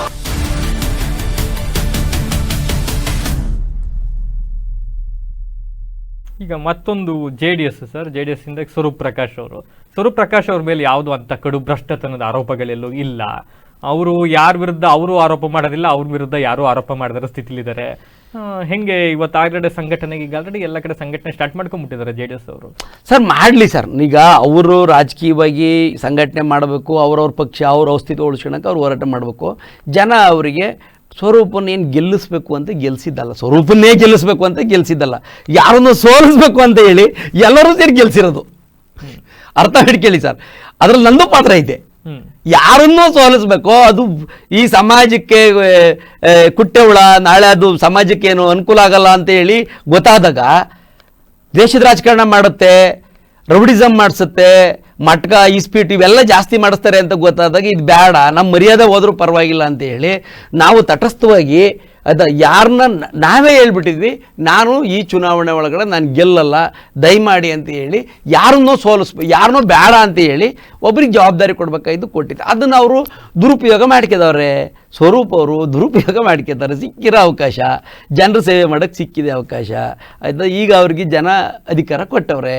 ಅವ್ರು ಹೆಂಗವ್ರೆ ಅಂದರೆ ಆಯಲ್ಲ ಒದಿಯಲ್ಲ ಅಂದರೆ ಹಾಲು ಕೊಡಲ್ಲ, ಹೊಸ ಆಯಲ್ಲ ಸರಿ ಒದಿಯಲ್ಲ ಸರಿ, ಹಾಲು ಕೊಡಲ್ಲ. ಅದರಿಂದ ಈ ಥರದ್ರಿಂದ ಏನೋ ಜನರಿಗೆ ನಾವು ಎಜುಕೇಟ್, ಈ ಥರದಿಂದ ಏನು ಅನುಕೂಲ ಆಗಲ್ಲ. ನೀವು ಯಾರನ್ನೋ MLA ಮಾಡಬೇಕು ಅಂತ ಅಂದರೆ ಅವ್ರ ಅಪ್ಪ MLAನ ನೋಡಬೇಡ್ರಿ, ಯಾರು ನಿಮಗೆ ಸರ್ವಿಸ್ ಮಾಡ್ತೀನಿ ಅಂತಾರೆ, ಯಾರು ಯಾರು ಭ್ರಷ್ಟರಲ್ಲ, ನಿಜ ಜನರ ಯಾರು ನಿಮ್ಮ ಕೈಗೆ ಸಿಗ್ತಾರೆ ಅಂಥವ್ರನ್ನ ಆಯ್ಕೆ ಮಾಡ್ಕೋಬೇಕು ಅಂತ ಹೇಳಿ ಅದನ್ನೇ ನಾವೀಗ ಎಜುಕೇಟ್ ಮಾಡ್ತಿರೋಂಥದ್ದು. ಸರಿ, ಫೇಲೂರ್ MLA ಸ್ವರೂಪು ಫೇಲೂರು, ಅಟ್ರು ಫ್ಲಾಪ್, ಅದೇನು ಇಲ್ವೇ ಇಲ್ಲ. ಅವ್ರು ಹೆಂಗೆ ಅಂದರೆ ಅಲ್ಲಿ ಅವ್ರ ಎದುರುಗಡೆ ಅದು ಏನೇ ಆದರೂ ಅದು ಆ ಪ್ರಶ್ನೆನೇ ಮಾಡಲ್ಲ. ಆ ಭಾಗ್ಯಕ್ಕೆ ಇವ್ರಿಗೆ ಹಾಕ್ಬೇಕಾಯ್ತು ಅಧಿಕಾರ. ಈಗ ಬರೀ ಹಾಸನ ಮಾತ್ರ ಅಲ್ಲ, ಇಡೀ ಜಿಲ್ಲೆ ಕಾನ್ಸಂಟ್ರೇಟ್ ಮಾಡ್ತೀರಿ. ಈಗ ನೀವು ರಾಜ್ಯ ಮಾಡಬೇಕು, ರಾಜ್ಯ ಮಾಡ್ತಾ ಇದ್ದೀವಿ. ಹಾಸನ ಜಿಲ್ಲೆ ವಿಚಾರಕ್ಕೆ ಮಾತಾಡಕ್ಕೆ ಹೋದ್ರೆ ಇಡೀ ಜಿಲ್ಲೆಲಿ ಕ್ಯಾಂಡಿಡೇಟ್ ಆಗ್ತೀರಿ. ಸರ್, ಎಲ್ಲಕ್ಕೂ ಕ್ಯಾಂಡಿಡೇಟ್ ಆಗ್ತೀವಿ, ಎಲ್ಲೋದು ಎಲ್ಲದಕ್ಕೂ. JDS BJP ಮೈತ್ರಿ ಒಂದು ಕಡೆ ಅವ್ರು ಮಾಡಲಿ ಸರ್. ಅಲ್ಲ ನೋಡಿ, ಅವ್ರ ವ್ಯವಸ್ಥೆನೇ ಬೇರೆ, ಅವ್ರ ರೀತಿ ನೀತಿನೇ ಬೇರೆ, ಅವ್ರ ಲೆಕ್ಕಾಚಾರಗಳೇ ಬೇರೆ. ನಾವು ಅದಲ್ಲ. ನಾವು ಏನು ಹೇಳ್ತಿದ್ವಿ, ನಮಗೆ ಗೊತ್ತು ಜನರ ಹತ್ರ ಮತ ಮಾಡ್ಬೇಕು, ವೋಟ್ ಮಾಡ್ಬೇಕಾಗಿರೋದು ಜನ, ಅವ್ರ ಹತ್ರ ಅಧಿಕಾರ. ಒಂದ್ ಕಡೆ ಉಚಿತ ಭಾಗ್ಯಗಳ ಶಕ್ತಿ, ಮತ್ತೊಂದ್ ಕಡೆ ಮೈತ್ರಿಯ ಘಟಬಂಧನ್ ಶಕ್ತಿ, ಅವೇ ಸರ್ ಮಾಡಲಿ. ನೋಡಿ, ನಾವು ಜನರಿಗೆ ಅನುಕೂಲ ಆಗಬೇಕು, ಮತದಾರನಿಗೆ ಅನುಕೂಲ ಆಗ್ಬೇಕು, ಅವನ ತೆರಿಗೆ ದುಡ್ಡು ಎಲ್ಲೂ ಪೋಲಾಗ್ದಂಗೆ ಅವ್ನ ಕೈ ಸೇರಬೇಕು. ಅಂಥದನ್ನು ನಾವು ಅವ್ರನ್ನ ಎಜುಕೇಟ್ ಮಾಡ್ತೀವಿ, ಅವ್ರಿಗೆ ಅರ್ಥ ಮಾಡಿಸ್ತಾಯಿದ್ವಿ. ಮತದಾನ ಅಂದರೆ ಒಂದು ಪವಿತ್ರವಾದ ಕೆಲಸ, ಅದನ್ನು ನಿಮ್ಮ ಮತನ ಮಾರಬೇಡ್ರಿ ಆಯಿತಾ. ಯಾರಾದರೂ ಬಂದರೆ ಈಗ ದುಡ್ಡು ಕೊಡೋಕೆ ಬರ್ತಾರೆ ಸರ್, ಅಲ್ಲಿ ಒಂದು ಸಮಸ್ಯೆ ಏನಿದೆ ಅಂದರೆ, ನಾನೀಗ ಯಾರ್ದೋ ಮನೆಗೆ ಹೋಗಿ ದುಡ್ಡು ಕೊಡೋಕೆ ಹೋದ್ರೆ ಅವ್ನು ಇಸ್ಕೊಂಡಿಲ್ಲ ಅಂತ ಅಂದರೆ ಆಯಿತಾ, ಅವ್ನು ಟಾರ್ಗೆಟ್ ಆಗ್ತೀನಿ ಅಂತ ಬೈಕ್ ಇಸ್ಕೊತಾರೆ. ಯಾರು ಅವ್ರ ಹತ್ರ ಹೋಗಿ ದುಡ್ಡು ಕೇಳೋಕೆ ಹೋಗಲ್ಲ. ಇವ್ರು ಯಾವ ಘಟನಾರ ಮಾಡ್ಕೊಳ್ಳಿ, ಬಂಧನಾರ ಮಾಡ್ಕೊಳ್ಳಿ ಸರ್, ನಮಗೇನಾದ್ರೂ ಚಿಂತೆನೇ ಇಲ್ಲ. ನಾವೆಲ್ಲದಕ್ಕೂ ಕ್ಯಾಂಡಿಡೇಟ್ ಆಗ್ತೀವಿ. ಎಷ್ಟು ಜನ ಬದಲಾವಣೆ ಮಾಡೋಕ್ಕೆ ಸಾಧ್ಯ ಅಂತ ನಮ್ಮನ್ನು ನಾವು ಪ್ರಶ್ನೆ ಮಾಡ್ತಾ ಹೋಗ್ತೀವಿ. ಜನರಿಗೆ ಹೇಳ್ತಾ ಹೋಗ್ತೀವಿ ಸರ್. ನೋಡಿ, ಒಂದು ರಾಜಕೀಯ ಪಕ್ಷ BJP ಅಧಿಕಾರಕ್ಕೆ ಬರೋಕ್ಕೆ 45 ವರ್ಷ ತಗೊಂಡಾರೆ ಸರ್. ನಾವು 13 ತಿಂಗಳಲ್ಲಿ ಡೆಲ್ಲಿಲಿ ಹಿಡ್ದಿದ್ವಿ ಆಯಿತಾ. ಅದೇ ಮತ್ತೆ ಪಂಜಾಬಲ್ಲಿ ಹಿಡ್ದಿದ್ವಿ, ಅದೇ ಗುಜರಾತ್. ಮತ್ತು ನೋಡಿ, ನಾವು ಜಮ್ಮು ಕಾಶ್ಮೀರದಲ್ಲೂ ಗೆದ್ದಿದ್ವಿ. ಈ ಸತಿ ಗೋವಾದಲ್ಲಿ ನಾವು ವಿರೋಧ ಪಕ್ಷಕ್ಕೆ ಬರ್ತೀವಿ. ನಾವು ಅಧಿಕಾರ ಹಿಡಿತೀವಿ ಅಂತಲ್ಲ, ನಮ್ಮ ಏನು MLA ಆಗ್ಯವ್ರೆ ಅವರೆಲ್ಲರೂ ಕೂಡ. ನಾನು ಡೆಲ್ಲಿ ಚುನಾವಣೆಗೆ ಹೋಗಿದ್ದೆ ಸರ್, ನಿಮ್ಗೆ ಅದು ನಾನು ಹೇಳೋದು ಮಾಡ್ತೀನಿ. ನಾನು ಡೆಲ್ಲಿ ಚುನಾವಣೆಗೆ ಹೋಗಿದ್ದೆ, ನನ್ನ ಸ್ನೇಹಿತರೆಲ್ಲರನ್ನು ಕರ್ಕೊಂಡು ಹೋಗಿದ್ದೆ. ಒಬ್ಬ MLA ಎಲೆಕ್ಷನ್ ನಿಂತನು 10 ಲಕ್ಷಕ್ಕಿಂತ ಒಬ್ಬಂದು ಜಾಸ್ತಿ ಖರ್ಚಾಗಿಲ್ಲ, 10 ಲಕ್ಷಕ್ಕಿಂತ ಒಬ್ಬರದು ಜಾಸ್ತಿ ಖರ್ಚಾಗಿಲ್ಲ ಸರ್. ಒಂದು ನೋಡಿ, ಹೈಯೆಸ್ಟ್ ಅಲ್ಲಿ ಸ್ಲಮ್ ಇರೋ ಜಾಗಗಳು, ಕೊಳಗೇರಿ ಪದ ಜಾಸ್ತಿ ಇರೋಂಥ ಡೆಲ್ಲಿಲಿ. ಒಬ್ಬರು ಒಂದು ಓಟ್ ತಗೊಂಡು ಓಟಿಗೆ ದುಡ್ಡು ಕೊಡಲ್ಲ, ದುಡ್ಡು ಇಸ್ಕೊಂಡಿಲ್ಲ. ಮೊದಲಲ್ಲಿ ದುಡ್ಡೇ ನಡೀತಾ ಇತ್ತು, ಅವರೇ ಬದಲಾವಣೆ ಆದರು. ಅವರೇ ಬದಲಾವಣೆ ಆಗಿ ಓಟ್ ಕೊಟ್ಟರು. 42% ಓಟ್ ತಗೊಂಡಿದ್ವಿ. 15 ವರ್ಷ ಆಡಳಿತ ಮಾಡಿ 42% ಓಟ್ ತಗೊಂಡಿದ್ವಿ. ನಾವು ಅರವಿಂದ್ ಕೇಜ್ರಿವಾಲ್ ಅವ್ರಿಗೆ ಎಲ್ಲರೂ ಹೇಳಿದರು, ಚುನಾವಣೆ ಇರೋ ಟೈಮಲ್ಲಿ ಸೆಂಟ್ರಲಿಂದ ಘೋಷಣೆ ಮಾಡ್ತಾವ್ರೆ, ನೀವು ತಡಿಬೇಕದನ್ನ, ಕೋರ್ಟ್ಗೆ ಹೋದ್ರೆ ಸ್ಟೇ ಸಿಗುತ್ತೆ ಅಂತ. 5ನೇ ತಾರೀಕು ಚುನಾವಣೆ, ಫೆಬ್ರವರಿ ಹೋದ ವರ್ಷ 5ನೇ ತಾರೀಕು ಚುನಾವಣೆ ಆಯಿತು. ಫೆಬ್ರವರಿ 2ನೇ ತಾರೀಕು ಬಜೆಟ್ ಘೋಷಣೆ ಮಾಡ್ತಾರೆ ಕೇಂದ್ರ ಸರ್ಕಾರ. ಅವ್ರಿಗೆ 2% ಓಟ್ ಸಾಲ್ಟೇಜ್ ಇತ್ತು. ಆ ಮಧ್ಯಮ ವರ್ಗದವರಿಗೆ ಫ್ರೀಯಾಗಿ ಇದು ಕೊಡ್ತೀವಿ, ಏನು ಇನ್ಕಮ್ ಟ್ಯಾಕ್ಸ್ ಫ್ರೀ ಮಾಡ್ತೀನಿ ಅಂದರು. ಆ ಓಟ್ ಒಂದು 2% ಅದು. ಕಾಂಗ್ರೆಸ್ ಬರೀ 2% ಓಟ್ ತಗೊಂಡಿದೆ ಆಯಿತಾ. ನಮಗೆ ಕೇಜ್ರಿವಾಲ್ ಹೇಳಿದರು, ನಾವು ಕೆಲಸ ಮಾಡಿದ್ವಿ, ಆಯ್ಕೆ ಮಾಡ್ಕೋಬೇಕಾಗಿರೋದು ಜನ, ನಾವು ಚುನಾವಣೆನ ಅಧಿಕಾರಕ್ಕೋಸ್ಕರ ಚುನಾವಣೆ ಮಾಡೋಕ್ಕೆ ಬಂದಿಲ್ಲ, ವ್ಯವಸ್ಥೆ ಬದಲಾವಣೆ ಮಾಡೋಕ್ಕೆ ಬಂದಿರೋದು. ಜನ ಆಯ್ಕೆ ಮಾಡೋದು ಬಿಡೋದು ಅವ್ರಿಗೆ ಸೇರಿದ್ದು, ಅದ್ರ ಬಗ್ಗೆ ಯಾರು ಯೋಚನೆ ಮಾಡೋದು ಬೇಡ, ನಮ್ಮ ಕೆಲಸ ನಾವು ಮಾಡೋಣ ಅಂತ. ನನಗೆ ಒಂದು ಕ್ಯೂರಿಯಾಸಿಟಿಗೆ, ನೀನು ಡೆಲ್ಲಿ ಚುನಾವಣೆಗೆ ಹೋಗಿದ್ದೆ ಅಂದ್ರಲ್ಲ, ಹಾಸನ ಚುನಾವಣೆ ಭಾಳ ನೋಡ್ರ ನೀವು. ಹಾಸನ ಚುನಾವಣೆಗೂ ಅಲ್ಲಿ ಚುನಾವಣೆಗೂ ನೋಡಿದಾಗ ಏನ್ ಅನ್ನಿಸ್ತು? ನಾನು ಕರ್ಕೊಂಡು ಹೋಗಿದ್ದೆ ಸರ್, ಇಲ್ಲಿಂದ 25 ಜನ ಹೋಗಿದ್ದು, ಬೇರೆ ಬೇರೆ ಪಾರ್ಟಿಯವರು ಬಂದಿದ್ರು. ನಾನು ಜೊತೆಲಿ ಹೋಗೋಣ ಬನ್ನಿ ಅಂತ ಕರ್ಕೊಂಡು ಹೋಗಿದ್ದೆ. ಅವ್ರು ಗಾಬರಿ ಆದ್ರು, ಆಶ್ಚರ್ಯ ಆದ್ರು. ಹಿಂಗೂ ಚುನಾವಣೆ ಮಾಡ್ಬೋದಲ್ಲ ಅಂತ ಅವ್ರಿಗೆ ಅನಿಸ್ತು. ಹಿಂಗೂ ಚುನಾವಣೆ ಮಾಡಕ್ ಸಾಧ್ಯನಾ? ಬರೀ 10 ಲಕ್ಷ ದಾಟ್ಲೇ ಇಲ್ಲ ಸರ್. ಅರವಿಂದ್ ಕೇಜ್ರಿವಾಲ್ ಟಾರ್ಗೆಟ್ ಮಾಡಿಕೊಟ್ಟಿದ್ರು, ಯಾರು 10 ಲಕ್ಷಕ್ಕಿಂತ ಜಾಸ್ತಿ ಹೋಗ್ಬಾರ್ದು ಅಂತ ಹೇಳಿ. ಯಾರ್ದು, ಯಾಕಂದ್ರೆ ಬಂದ್ ಕಾರ್ಯಕರ್ತರು ಯಾರು ದುಡ್ಡು ಕೇಳೋರು ಇರ್ಲಿಲ್ಲ. ಊಟ ತಿಂಡಿ ಬಿಟ್ರೆ ಬೇರೆ ಏನೂ ಇಲ್ಲ ಸರ್. ಬಂದ್ ಕಾರ್ಯಕರ್ತರು ಅವರು, ಬಂದ್ ಕಾರ್ಯಕರ್ತರು ಅಲ್ಲ, ಬಂದ್ ಕಾರ್ಯಕರ್ತರು. ಆಯ್ತಾ, ಜನ ತುಂಬಾ ಚೆನ್ನಾಗಿ ಸ್ಪಂದಿಸಿದ್ರು. ಅಲ್ಲಿ ಹಂಗಂದ್ರೆ ದುಡ್ಡು ಕೇಳಬೇಕಾಗಿತ್ತು, ದುಡ್ಡು ಕೇಳಲೇ ಇಲ್ಲ. ನಾವು 42% ಓಟ್ ತಗೊಂಡಿದ್ವಿ. ನಾವು ಕರ್ನಾಟಕ ಬದಲಾವಣೆ ಮಾಡೋಕ್ಕಾಗಲ್ವಾ ಸರ್? ಇಷ್ಟು ಒಳ್ಳೆ ಜನ. ಈಗ ನೀವು ನನಗೆ ದುಡ್ಡು ಬೇಡ, ನಾನು ಕೆಲಸ ಮಾಡ್ತೀನಿ ಅಂತ. ಹೌದು ಸರ್, ಹೌದು. ಈ ಕೆಲಸ ಮಾಡಕ್ ಒಂದಿಷ್ಟು ದುಡ್ಡು ಬೇಕಲ್ಲ, ಈ ಕೆಲಸ ಮಾಡಕ್ ಒಂದಿಷ್ಟು ಮೂಲ ಬಂಡವಾಳ ಬೇಕಲ್ಲ. ಈಗ ಎಕ್ಸಾಂಪಲ್, ಯಾವ್ದೋ ಜನರು ಕೆಲಸ ಮಾಡಿಸ್ಕೊಡ್ಬೇಕು, ಯಾರೋ ಒಬ್ಬ ಅಟ್ಲೀಸ್ಟ್ ಬೈಕಲ್ಲಿ ಹೋಗ್ಬೇಕು, ಅಂತ ಡಾಕ್ಯುಮೆಂಟ್ ತರಬೇಕು, ನಗರಸಭೆಗೆ ಹೋಗ್ಬೇಕು, ಪಾಲಿಕೆಗೆ ಹೋಗ್ಬೇಕು, ಊಡಾಗ ಹೋಗ್ಬೇಕು, ಅಲ್ಲಿ 1-2 ದಿವಸ ಕೆಲಸ ಮಾಡಬೇಕು, ಹುಡುಗರು ಬೇಕು, ಇವಕ್ಕೆಲ್ಲಕ್ಕೂ ಒಂದಿಷ್ಟು ಮೂಲ ಬಂಡವಾಳ ಬೇಕಲ್ಲ. ನೋಡಿ ಸರ್, ನಾನು ಹೇಳ್ತೀನಿ, ಈಗ ಯಾರ್ದೋ ಮನೆ ಕೆಲಸ ಮಾಡಿಕೊಡುವಾಗ ಅಂಥ ಕಂಜೂಸ್ ಜನ ಅಲ್ಲ, ಪೆಟ್ರೋಲಿಗೆ ದುಡ್ಡು ಕೊಡದೇ ಇರೋ ಜನ ಏನಲ್ಲ. ಆಯ್ತಾ, ಪೆಟ್ರೋಲಿಗೆ ದುಡ್ಡು ಕೊಡದೇ ಇರೋ ಜನ ಯಾರೂ ಇಲ್ಲ ಇಲ್ಲಿ. ಆಯ್ತಾ, ಅವ್ನ ಮನೆ ಕೆಲಸ ನಾವು ಮಾಡಿಕೊಡುವಾಗ ಅಂಥ ಸಣ್ಣ ಪುಟ್ಟ ಸಹಾಯನ ಜನ ಮಾಡ್ತಾರೆ ಸರ್. ಜನ ಸಣ್ಣ ಪುಟ್ಟ ಸಹಾಯನ ಮಾಡ್ತಾರೆ. ನೀವು ನಂಬ್ತಿರಿಲ್ಲೋ, ನನ್ನ ಚುನಾವಣೆ ಒಳಗಡೆ, ನನ್ನ ಚುನಾವಣೆಗೆ ತುಂಬ ಜನ ತಂದು ದೇಣಿಗೆ ಕೊಟ್ಟೋದು ನಾನು ಯಾರ ಹತ್ರನೂ ಕೇಳಿಲ್ಲ ಸರ್. ಅಲ್ಲ, ಅಖಿಲ ಯೋಗೇಶ್ ಅವರು ಹೆಂಗಾಗ್ಬಿಡ್ತು ಸ್ಥಿತಿ ಅಂತ ಅಂದ್ರೆ, ಈಗ ಗೆಲ್ಲಬೇಕು ಅನ್ನೋದಕ್ಕಿಂತ ಇನ್ನೊಬ್ರನ್ನ ಸೋಲ್ಸಕ್ಕೆ ಅಖಿಲ ಯೋಗೇಶ್ ಅವ್ರನ್ನ ಟೂಲ್ ಮಾಡ್ಕೊಬಹುದು. ಅಲ್ಲ, ಟೂಲ್ ನೋಡಿ, ಅದು ಹಿಂದಿನ ಚುನಾವಣೆಯಲ್ಲಿ ಅದು ಒಂದು ಬೇರೆ ವ್ಯವಸ್ಥೆನೇ ಆಗೋಯ್ತು ಸರ್. ಆಯಿತಾ, ಬಟ್ ಮುಂದಿನ ಚುನಾವಣೆಗಳು ಹಂಗೆ ಆಗಲ್ಲ. ನಾವು ಆ ಒಂದು 6-7 ತಿಂಗಳಿದೆ ಅನ್ನಂಗೆ ನಾವು ಆಮ್ ಆದ್ಮಿ ಪಾರ್ಟಿಗೆ ಬಂದ್ವಿ. ನಮಗೆ ಸಮಯ ಸಿಕ್ಕಿರಲಿಲ್ಲ, ತುಂಬ ಸಮಯ ಸಿಗಲಿಲ್ಲ ನಮಗೆ. ನಾವು ಸೆಟ್ ಮಾಡೋಕ್ಕೆ ಸ್ವಲ್ಪ ವ್ಯತ್ಯಾಸಗಳಾದವು. ಬಟ್ ಈಗ ನಮಗೆ ತುಂಬ ದೊಡ್ಡ ಸಮಯ ಸಿಕ್ಕಿದೆ. ಆಯಿತಾ, ನಾವು ಸ್ವತಂತ್ರರಿದ್ವಿ. ಇಲ್ಲಿ ನಮಗೊಂದು ಕಾನ್ಫಿಡೆನ್ಸ್ ಇದೆ. ತುಂಬ ಜನ ರಾಜಕೀಯವಾಗಿ ಇಲ್ಲಿವರೆಗೂ ಒಂದು ಲೆಕ್ಕ, ಇನ್ನು ಮುಂದೆ ಒಂದು ಲೆಕ್ಕ ಸರ್ ಮಾಡ್ತೀವಿ ಸರ್. ನನಗೆ ಆ ಉತ್ಸಾಹ ಇದೆ. ಆಯಿತಾ, ತುಂಬ ಜನ ಎದುರಿಸ್ತಾರೆ. ನೋಡಿ, ನಾವು ಯಾರನ್ನೂ BJPಲಿ ಇರೋರನ್ನ, JDS ಅಲ್ಲಿ ಇರೋರನ್ನ, ಕಾಂಗ್ರೆಸ್ಸಲ್ಲಿ ಇರೋರನ್ನ, ರಾಜಕಾರಣ ಗೊತ್ತಿರೋಂಥವ್ರನ್ನ ನಾವು ಯಾರನ್ನೂ ಕರೆಯೋದೇ ಇಲ್ಲ. ಹೊಸಬ್ರು, ನಾನು ರಾಜಕೀಯವಾಗಿ ಏನಾರು ಒಂದು ಮಾಡಬೇಕು ಅನ್ನೋ ಹುಡುಗರನ್ನ ಕರ್ಕೊಬಂದು ತರಬೇತಿ ಮಾಡಿ ಅವ್ರನ್ನ ಫೀಲ್ಡ್ಗೆ ಇಳಿಸ್ತೀವಿ. ಅವ್ನು ಬೆಳೀಲಿ, ಅವ್ನು ನಾಯಕ ಆಗಲಿ ಸರ್. ಯಾರು ಯಾವ ಪಾರ್ಟಿ ನೋಡೋಣ ಹೇಳ್ತಾರೆ, ನಿನ್ನ ನಾಯಕರು ಮಾಡ್ತೀನಿ ಬಾ ಅಂತ ಯಾರು ಕರೀತಾವ್ರು ಹೇಳಿ? ನಾನು ಕರೀತೀನಿ ಯುವಕರಿಗೆ, ಬನ್ನಿರಿ ನಿಮ್ಮ ನಾಯಕರು ಮಾಡ್ತೀವಿ. ನಾಳೆ ನೀವು MLA ಆಗ್ಬೋದು, MP ಆಗ್ಬೋದು, ಮಿನಿಸ್ಟರ್ ಅಂತ ಕನ್ಸಿಟ್ಗೆ ಬನ್ನಿ. ನೀವು ಚೀಫ್ ಮಿನಿಸ್ಟರ್ ಆಗಬೇಕು ಅಂತ ಬನ್ನಿ, ನಾವು ನಿಮಗೆ ದಾರಿ ತೋರಿಸ್ತೀವಿ, ಏನು ಮಾಡಬೇಕು ಅಂತ ಹೇಳ್ತೀವಿ. ನಿಮ್ಗೆ ಆಮ್ ಆದ್ಮಿ ಪಾರ್ಟಿ ಮುಗ್ತದೆ. ನಿಮ್ಮ ಹತ್ರ ದುಡ್ಡು ಬೇಡ, ನಿಮ್ಮ ಹತ್ರ ಕ್ಯಾಸ್ಟ್ ಬೇಡ. ಮೊಮ್ಮಕ್ಕಳು ಮಾತ್ರ ಅಲ್ಲ, ಯಾರ್ಯಾರಿಗೆ ರಾಜಕಾರಣ ಮಾಡಬೇಕು ಅಂತ ಕುಟುಂಬ ರಾಜಕಾರಣ ಎಲ್ಲರೂ ಬನ್ನಿ ಅಂತ ಕರಿತೀವಿ. ಎಲ್ಲರನ್ನೂ ಕರಿತಾ ಇದ್ವಿ ಸರ್. ನಾವೇನು ಕುಟುಂಬ ರಾಜಕಾರಣ ನಾವು ಅವರೇ ಮಕ್ಕಳೇ ಆಗಬೇಕು ಅದಿಲ್ವೇ ಇಲ್ಲ. ಹಣ ಬೇಡ, ನಿಮ್ಮ ಫ್ಯಾಮಿಲಿ ಹಿನ್ನೆಲೆ ಬೇಡ, ಜಾತಿ ಬೇಡ, ಎಂಡ ಬೇಡ, ನಿಮಗೆ ತೋಳ್ಬಲ ಬೇಡ, ನಿಮ್ಮ ಜನ ಲಕ್ಷಾಂತರ ಜನ, ಸಾವಿರಾರು ಜನ ತಗೊಬರ್ಬೇಕು ಅನ್ನೋದು ಅದು ಬೇಡ. ನಿನ್ನೀಗ ಆ ಸಮಯ ಕೊಡೋಷ್ಟು ಈ ಸಮಾಜಕ್ಕೆ ಏನಾದರೂ ಮಾಡ್ತೀನಿ ಅನ್ನೋಷ್ಟು ಚಾಲೆಂಜ್ ಇರಬೇಕು. ಎಲ್ಲರ ಕೈಲೂ ಆಗಲ್ಲ ಸರ್. ಅದು ಆ ಭಾವನೆ ಇರೋ ತುಂಬ ಜನ ಇದ್ದಾರೆ. ಎಲ್ಲಿ ಹೋಗಬೇಕು ಅಂತ ಕಾಣಿಸ್ತಾ ಇಲ್ಲ. ನಾನಿದ್ದೀನಿ ಅಖಿಲ ಯೋಗೇಶ್. ನನ್ನ ನಂಬರ್ ತಗೊಳ್ರಿ, ಬನ್ನಿರಿ ನನ್ನ ಜೊತೆಗೆ.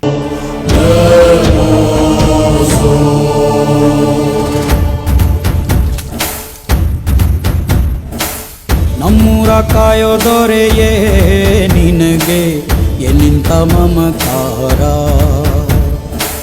ಕಣ್ಣೀರ ಒರೆಸೋ ಪ್ರಭುವೇ ನಿನಗೆ ಆದ್ಯಾವ್ರೆ ಜೊತೆಗಾರ. ಸಾವಿರ ಜನ್ಮ ಬಂದಾಗೂ ಸಾಕುವ ನಾಯಕ ನೀನಾಗೂ.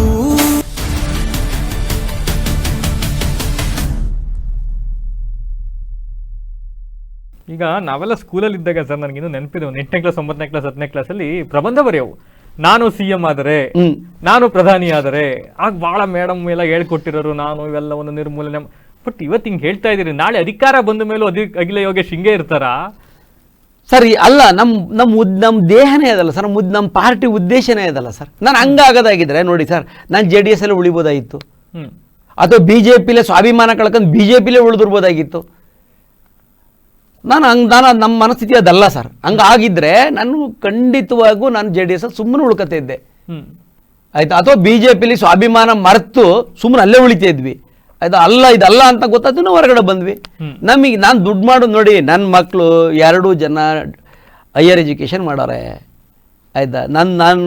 ನಾವೇನಂತಂದರೆ ಈಗ ನನ್ನ ಫ್ಯಾಮಿಲಿದು ಯಾವುದೂ ಕಮಿಟ್ಮೆಂಟ್ ಇಲ್ಲ, ಯಾವ ಕಮಿಟ್ಮೆಂಟು ಇಲ್ಲ. ನಾನು ಸಮಾಜಕ್ಕೆ ಅರ್ಪಿಸ್ತೀನಿ. ನಾನು ದುಡ್ಡು ಮಾಡೋಕ್ಕೋಸ್ಕರ ನಾನು ರಾಜಕಾರಣಕ್ಕೆ ಬಂದಿಲ್ಲ, ಸರ್ವಿಸ್ ಮಾಡೋಕ್ಕೆ ಬಂದಿದ್ನಿ ಆಯಿತಾ. ನಾನು ಏನಾದರೂ ಹೋಗುವಾಗ ಅಖಿಲ ಯೋಗೀಶ್ ಅಂತ ಹಾಸನ ವಿಧಾನಸಭಾ ಕ್ಷೇತ್ರದಲ್ಲಿ, ಹಾಸನ ಜಿಲ್ಲೆಯಲ್ಲಿ, ಕರ್ನಾಟಕದಲ್ಲಿ ಒಬ್ಬ ಇದ್ದ ಅಂತ ಹೇಳಬೇಕು ಜನ. ಆ ಥರದ್ದು ಏನಾದರೂ ಒಂದು ಗುರುತು ಆಗಬೇಕು ಅನ್ನೋ ಕೆಲಸ ಮಾಡ್ತಾ ಇರೋದು ಹೊರತಾಗಿ ಸಂಪಾದನೆ ಮಾಡಬೇಕು ಅನ್ನೋದು ಇಲ್ಲ ಸರ್. ನಾವು ರೈತರ ಕುಟುಂಬದಿಂದ ಬಂದರು ಆಯಿತಾ. ರೈತರ ಕಷ್ಟ ಏನು ಅಂತ ನಂಗೆ ಗೊತ್ತಿರೋದು ಸರ್ ಆಯಿತಾ. ಹೊಲ ಕೊಯ್ಬೇಕಂದ್ರೆ ಎಷ್ಟು ಕಷ್ಟ, ಕಳೆ ಕೀಳ್ಬೇಕಂದ್ರೆ ಎಷ್ಟು ಕಷ್ಟ ಅಂತ ಗೊತ್ತಿರೋದು ಆಯಿತಾ. ಇವತ್ತು ಕೃಷಿ ಎಷ್ಟರ ಮಟ್ಟಿಗೆ ಹಾಳಾಗ್ತಿದೆ ಅಂತಲೂ ನಾವು ನೋಡಿದ್ವಿ. ಒಂದು ಪರ್ಯಾಯ ವ್ಯವಸ್ಥೆ ಮಾಡ್ಬೋದು ಅನ್ನೋದು ಅದು ರಾಜಕೀಯ ಕ್ಷೇತ್ರದಿಂದ ಮಾತ್ರ ಸಾಧ್ಯ ಅಂತ ನಾವು ಬಂದಿರೋದು ಹೊರತಾಗಿ ಅಧಿಕಾರ ಸಿಕ್ತಾಗ ಬದಲಾವಣೆ ಆಗ್ತೀನಿ ಆ ಭಾವನೆ ನನ್ನಲ್ಲಿ ಇದ್ದಿದ್ರೆ ನಾನು ಎಲ್ಲೋ ಒಂದು ಕಡೆ ಹೇಳ್ತೀನಿ, ಖಂಡಿತ ನನಗೆ ಅಧಿಕಾರ ಸಿಕ್ಕಿರೋದು ತುಂಬ ದೊಡ್ಡ ಅಧಿಕಾರ ಇರೋದು, ತುಂಬ ದೊಡ್ಡ ಮಟ್ಟದ ಅಧಿಕಾರ ಇರೋದು ಆಯಿತಾ. ನಾನು ಅದು ಅನುಭವಿಸ್ಬೋದಾಗಿತ್ತು. ನಾನು ಅಧಿಕಾರಕ್ಕೋಸ್ಕರ ಆಸೆನೇ ಪಟ್ಟೇ ಇಲ್ಲ ಸರ್. ಈಗ ಯಾವ್ದಾರ ಈಗ ನಿಮ್ಮನ್ನು ಸಂಪರ್ಕ ಮಾಡಬೇಕು ಅಂದ್ರೆ ಒಂದು ಜನಸೇವಾ ಕೇಂದ್ರ ಥರನೋ ಅಥವಾ ಒಂದು ಸಹಾಯವಾಣಿನೋ ಈ ಥರದ್ದು ಏನಾರು ಒಂದು ಓಪನ್ ಮಾಡಿ ಸರ್, ನಮ್ದು ಆಫೀಸ್ ಓಪನ್ ಮಾಡ್ತಾ ಇದ್ವಿ. ಮತ್ತು ನಾವು ಈಗ ಮನೆ ಹತ್ರನೂ ಹೋಗಿ ಅಲ್ಲಿ ಅವ್ರ ನಂಬರ್ ಹಾಕ್ತಿದ್ವಿ. ಈಗ ಸದ್ಯಕ್ಕೆ ಯಾರು ನಿಮಗೆ ನಾನು ರಾಜಕೀಯ ಬೆಳಿಬೇಕು, ನಾನು ಅಭ್ಯರ್ಥಿ ಆಗಬೇಕು, ಜನಕ್ಕೇನೋ ಒಳ್ಳೇದು ಮಾಡಬೇಕು ಅನ್ನೋ ಯಾರ ಆಸೆ ಇದೆ, ನಾನು ರಾಜಕೀಯ ಕ್ಷೇತ್ರದಲ್ಲಿ ಬೆಳಿಬೇಕು ಅನ್ನೋ ಆಸೆ ಯಾರಿಗಿದೆ ಅವ್ರು ಬನ್ರಿ, ನಾವು ಬೆಳೆಸ್ತೀವಿ, ನನ್ನ ಸಂಪರ್ಕ ಮಾಡಲಿ. ಎಲ್ಲೂ ಸಲ್ಲದವರು ಇಲ್ಲೂ ಸಲ್ಲಿಯರು ಅಂತ ಅಲ್ಲ ಅಂತಾರನೇ ನಾವು ಎಲ್ಲ ಕಡೆ ಸಲ್ಲಂಗೆ ಮಾಡ್ತೀವಿ. ಅವ್ರು ಅನ್ಕೊಂಡಿದ್ರೆ ಇವ್ರೆಲ್ಲೂ ಸಲ್ಲಲ್ಲ ಅಂತ ತುಂಬ ಜನ ನೆಗ್ಲೆಕ್ಟ್ ಮಾಡಾರೆ ಸರ್, ಮಾಡಿರ್ತಾರೆ. ನೀವು ಬನ್ರಿ, ಅಲ್ಲಿ ಯಾಕೆ ಯಾರ್ದೋ ಹಿಂದ್ಗಡೆ ನಿಂತ್ಕೊತೀರಾ, ಯಾರಿಗೆ ಕೈ ಕಟ್ಟಿಗೆ ನಿಂತ್ಕೊತೀರಾ, ನಿಮ್ ಸ್ವಾಭಿಮಾನ ಬಿಟ್ಟು ಯಾಕೆ ಜಯಕರ ಆಗ್ತೀರಾ? ಸ್ವತಂತ್ರರಾಗೋದ್ರ ಬದಲು ಇಲ್ಲಿ ಸ್ವತಂತ್ರರಾಗಿ, ಹೌದು ನಮ್ ಕರೆ ಅದು. ನೀವೆಲ್ಲೋ ಅತಂತ್ರರಾಗಿದ್ದೀರಾ, ಬನ್ನಿ ನಾವು ಇಲ್ಲಿ ಸ್ವತಂತ್ರರಾಗಿ ನೀವು ಬೆಳಿಬಹುದು ಸರ್. ನೀವು ರಾಜಕೀಯ ನೀವು ಬೆಳೆಯೋದ್ರಿಂದ ಸಮಾಜಕ್ಕೆ ಧ್ವನಿ ಇಲ್ದರ ಧ್ವನಿ ಆಗ್ತೀರಾ, ಆಸಕ್ತರಿಗೆ ಶಕ್ತಿ ತುಂಬ್ತೀರಾ, ಆ ಒಂದು ಅವಕಾಶ ಸಿಗುತ್ತೆ. ಆಮೇಲೆ ನಮ್ಮನ್ನೂ ಸೇರಿದಂತೆ ಸರ್, ನಮ್ಮನ್ನೂ ಸೇರಿದಂತೆ ಪ್ರತಿಯೊಬ್ಬರ ಆಸೆ ಇದೆ at the end of the day ಎಲ್ಲ ಸೇವೆಗಳು ನನಗೆ ಈಸಿಯಾಗಿ ಸಿಗಬೇಕು, ಭ್ರಷ್ಟಾಚಾರ ನಿರ್ಮೂಲನೆ ಆಗಬೇಕು, ಈ ರಾಜಕೀಯ ವ್ಯವಸ್ಥೆಯಲ್ಲಿ ಏನೇನು ನಡೀತಾ ಇದಾವೆ ಇವೆಲ್ಲವೂ ಸ್ಟಾಪ್ ಆಗಬೇಕು, ಎಲ್ಲರ ಆಸೆ ಇದು.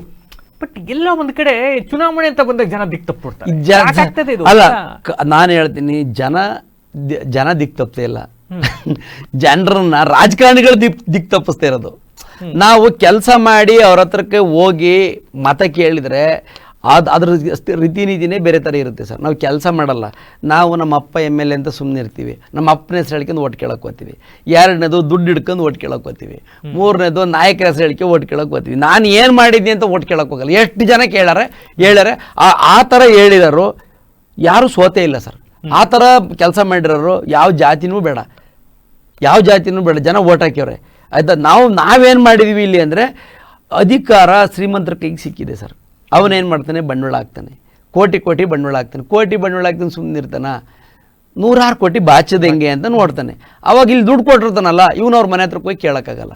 ಇವನೇನು ದುಡ್ಡು ಕೇಳೋಕೆ ಹೋದನಲ್ಲ, ಇವರೇ ಬಂದ್ರೆ ಮನೆ ಹತ್ರಕ್ಕೆ ದುಡ್ಡು ಕೊಡ್ತೀನಿ ಅಂತ ಒಂದು ವರ್ಷ ಜನ ಪಟಾಲಂ ಕಟ್ಕೊಂಡು ಹೋಗ್ತಾರೆ, ಗಲಾಟೆ ಮಾಡ್ತಾರೆ, ಎದುರ್ತಾರೆ. ನಾಳೆ ಯಾಕೆ ಬೇಕು ಅಂತ ಹೇಳಿ ದುಡ್ಡು ಇಸ್ಕೊತಾರೆ. ದುಡ್ಡು ಇಸ್ಕೊಂಡ್ಮೇಲೆ ಋಣ ಅಂತ ಆಗುತ್ತೆ ಅವ್ರಿಗೆ.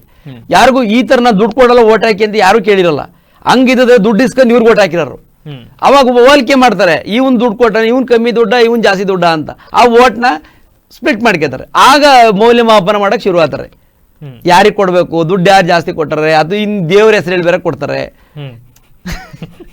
ಇವೆಲ್ಲ ಮಾಡಿ ಅಟ್ ದ ಎಂಡ್ ಸರ್, ಕೊನೆಯಲ್ಲಿ ಅಖಿಲ ಯೋಗೇಶ್ ಅವರು ನಮ್ಮ ವಾಹಿನಿಯ ಮೂಲಕ ಯೂತ್ಸ್ ನೋಡ್ತಾ ಇರಬಹುದು, ಹಾಸನ ಜಿಲ್ಲೆ ಮತದಾರರು, ಜಿಲ್ಲೆ ಮತದಾರರು, ರಾಜ್ಯದ ಜನ ಎಲ್ಲರೂ ಕೂಡ ನೋಡ್ತಾ ಇದ್ದಾರೆ, ಏನು ಕರೆ ಕೊಡ್ತೀರಿ ಸರ್? ನಾನು ಈ ವ್ಯವಸ್ಥೆನ, ಚುನಾವಣೆ ವ್ಯವಸ್ಥೆನ ಬದಲಾವಣೆ ಮಾಡೋಣ ಬನ್ನಿ. ಚುನಾವಣೆ ವ್ಯವಸ್ಥೆ ಬದಲಾಗದೇ ನಾವು ಭ್ರಷ್ಟಾಚಾರ ನಿರ್ಮೂಲನೆ ಮಾಡೋಕ್ಕಾಗಲ್ಲ. ನಮ್ಮ ಜೊತೆ ಬನ್ನಿರಿ, ನಿಮ್ಗೆ ಹಣ ಬೇಡ, ಜಾತಿ ಬೇಡ, ನಾವು ಈ ರಾಜ್ಯಕ್ಕೆ, ಈ ದೇಶಕ್ಕೆ ನಾವು ಹುಟ್ಟಿದ್ವಿ, ಏನಾರು ಒಂದು ಮಾಡಬೇಕು ಅನ್ನೋ ಹಂಬಲ ಇಟ್ಕೊಂಡ್ರೆ ನಮ್ಮ ಜೊತೆ ಬನ್ನಿ ಅಂತ ಕರಿತಿದ್ವಿ. ಈ ದೇಶದ ಈ ಚುನಾವಣೆ ವ್ಯವಸ್ಥೆನೇ ಬದಲಾವಣೆ ಮಾಡೋಣ ಬನ್ನಿ ಅಂತ ಕರಿತಿದ್ವಿ, ಮಾಡೋಕ್ಕೆ ಹೊರಟಿದ್ವಿ. ಅದು ಯಾರ್ಯಾರು ಬರ್ತಾರೆ ಅವರೆಲ್ಲರೂ ಜೋಡಿಸ್ಕೊಂಡು ಹೋಗ್ತೀವಿ ಸರ್. ನಾಳೆ ಬೆಳಿಗ್ಗೆ ಎಲ್ಲ ಬಂದುಬಿಡ್ತಾರೆ ಅಂತ ನಾವು ಒಪ್ಪಲ್ಲ ಸರ್. ಅದು ಕೆಲವೇ ಜನ ಆ ಕಿಚ್ಚಿರೋ ಅಂತಾರೆ ಯಾರವ್ರೆ, ಅವರು ನಾನು ನಿಮ್ಮ ವಾಹಿನಿ ಮುಖಾಂತರ ಅವ್ರಿಗೆ ಕರೆ ಕೊಡ್ತೀನಿ, ನಾನಿದ್ದೀನಿ, ನಿಮ್ಮ ಒಟ್ಟಿಗೆ ಬನ್ನಿ, ದಾರಿ ತೋರಿಸ್ತೀವಿ. ಈ ದೇಶದ ಚುನಾವಣೆ ವ್ಯವಸ್ಥೆ ಬದಲಾವಣೆ ಮಾಡೋಣ. ಭ್ರಷ್ಟಾಚಾರನ ನಾವೇನು ಪರಕೆ ಹಿಡಿದಿದ್ವಿ, ನಾವು ಪ್ರಾಮಾಣಿಕವಾಗಿ ಹೇಳ್ತೀವಿ. ಆಮ್ ಆದ್ಮೇಲೆ ಇರೋರು ರಾಜಕಾರಣ ಮಾಡ್ತಾರೆ, ಪ್ರಾಮಾಣಿಕರೇ. ಅಪ್ರಾಮಾಣಿಕರು ಈ ಪಾರ್ಟಿಲಿ ಉಳಿಯೋಕ್ಕಾಗಲ್ಲ. ಯಾಕಂದರೆ ದುಡ್ಡಿಲ್ಲ ಅಂದರೆ ಯಾರು ದುಡ್ಡು ಮಾಡಬೇಕು ಅಂತ ಬರ್ತಾನೆ ಅವನು ಅಪ್ರಾಮಾಣಿಕನೇ, ಅವನು ಹೋಗೇ ಹೋಗ್ತಾನೆ. ಹಂಗಾಗಿ ನಾವು ಎಲ್ರ ಮನೆಗೂ ಪರ್ಕೆಬೇಕು. ಆಯಿತಾ. ಎಲ್ಲರೂ ನಮ್ಮ ಮನೆ ಮುತ್ತು ಗುಡಿಸ್ತೀವಿ, ನಾವು ಬೀದಿ ಗುಡ್ಸೋಣ ಬನ್ನಿ. ಒಟ್ಟಿನಲ್ಲಿ ದುಡ್ಡು ಮಾಡಬೇಕು ಅಂದ್ರೆ ನಮ್ ಜೊತೆ ಬರ್ಬೇಡಿ. ಬರಬೇಡಿ, ಸೇವೆ ಮಾಡಬೇಕು, ಒಂದು ಬದಲಾವಣೆ ತರಬೇಕು ಅಂದ್ರೆ ನಮ್ ಜೊತೆ ಬನ್ನಿ ಬನ್ನಿ. ಅಂತ ಹೌದು, ಹೇಳ್ತಾ ಹೌದು ಇದ್ದೀನಿ. ಸರ್, ಹೌದು, ಬರ್ಲಿ. ಖಂಡಿತವಾಗ್ಲಿ ಸರ್. ನಿಮ್ಮ ಫೋನ್ ನಂಬರ್ನ ಹೇಳಿ, ಸರ್, ಯಾರು ಅವಶ್ಯಕತೆ ಇದ್ರೆ ನನ್ನನ್ನು ಭೇಟಿ ಮಾಡ್ಬೋದು ಸರ್. ಒಂದಿಷ್ಟು ಒಳ್ಳೆ ಕೆಲಸ ಮಾಡಿದ್ದಾರೆ ಅಂತಂದ್ರೆ ನೆಕ್ಸ್ಟ್ ಆಶೀರ್ವಾದ ಮಾಡಿ. ಎಸ್ ಸರ್, ನಿಮ್ಮ ಇದು ಹೇಳೋದು. ನನ್ನ ಮೊಬೈಲ್ ನಂಬರು 9242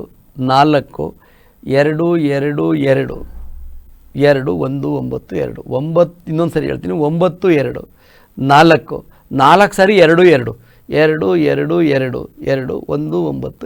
ಎಸ್, ಕೆಳಗಡೆನೂ ಕೂಡ ಅದು ಬರ್ತಾ ಇರುತ್ತೆ. ನಿಮ್ಗೆ ಏನಾದ್ರು ಸಮಸ್ಯೆ ಇದ್ರೆ ಅಖಿಲ ಯೋಗೇಶ್ ಅವ್ರನ್ನ ಕಾಂಟ್ಯಾಕ್ಟ್ ಮಾಡಿ. ಏನಾದ್ರು ಒಂದು ಬದಲಾವಣೆ ತರೋಣ ನಮ್ಮ ಜಿಲ್ಲೆಯಲ್ಲಿ ಅಂತ ಹೊರಟಿದ್ದಾರೆ.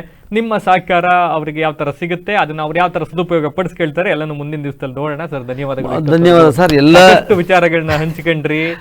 ಬದಲಾವಣೆ ಆಗಬೇಕು ಸರ್. ನಾನು ಯಾವಾಗಲೂ ಹೇಳ್ತಾ ಇರ್ತೀನಿ, ಎಲ್ಲ ಕಡೆನೂ ಆಗದು ಎಂದು ಎದೆಗುಂದಿದ್ದರೆ ಶಿಲ್ಪಿ, ಆಗುತ್ತಿತ್ತೆ ಬೇಲೂರು, ಚೆನ್ನಕೇಶವನ ನೆಲೆವೀಡು ಅನ್ನೋ ಎಕ್ಸಾಂಪಲ್ ಹಾಡಿ ಯಾವಾಗಲೂ ಹೇಳ್ತಾ ಇರ್ತೀನಿ. ಬದಲಾವಣೆ ಸಾಧ್ಯ, ನಾವು ಸಾಧ್ಯ ಮಾಡಬೇಕು ಅಷ್ಟೇ. ನಿಮ್ಮಿಂದ ಅದಾಗಲಿ ಅಂತ ಕೂಡ ನಾವು ಬಯಸ್ತೀವಿ. ಧನ್ಯವಾದಗಳು ಸರ್.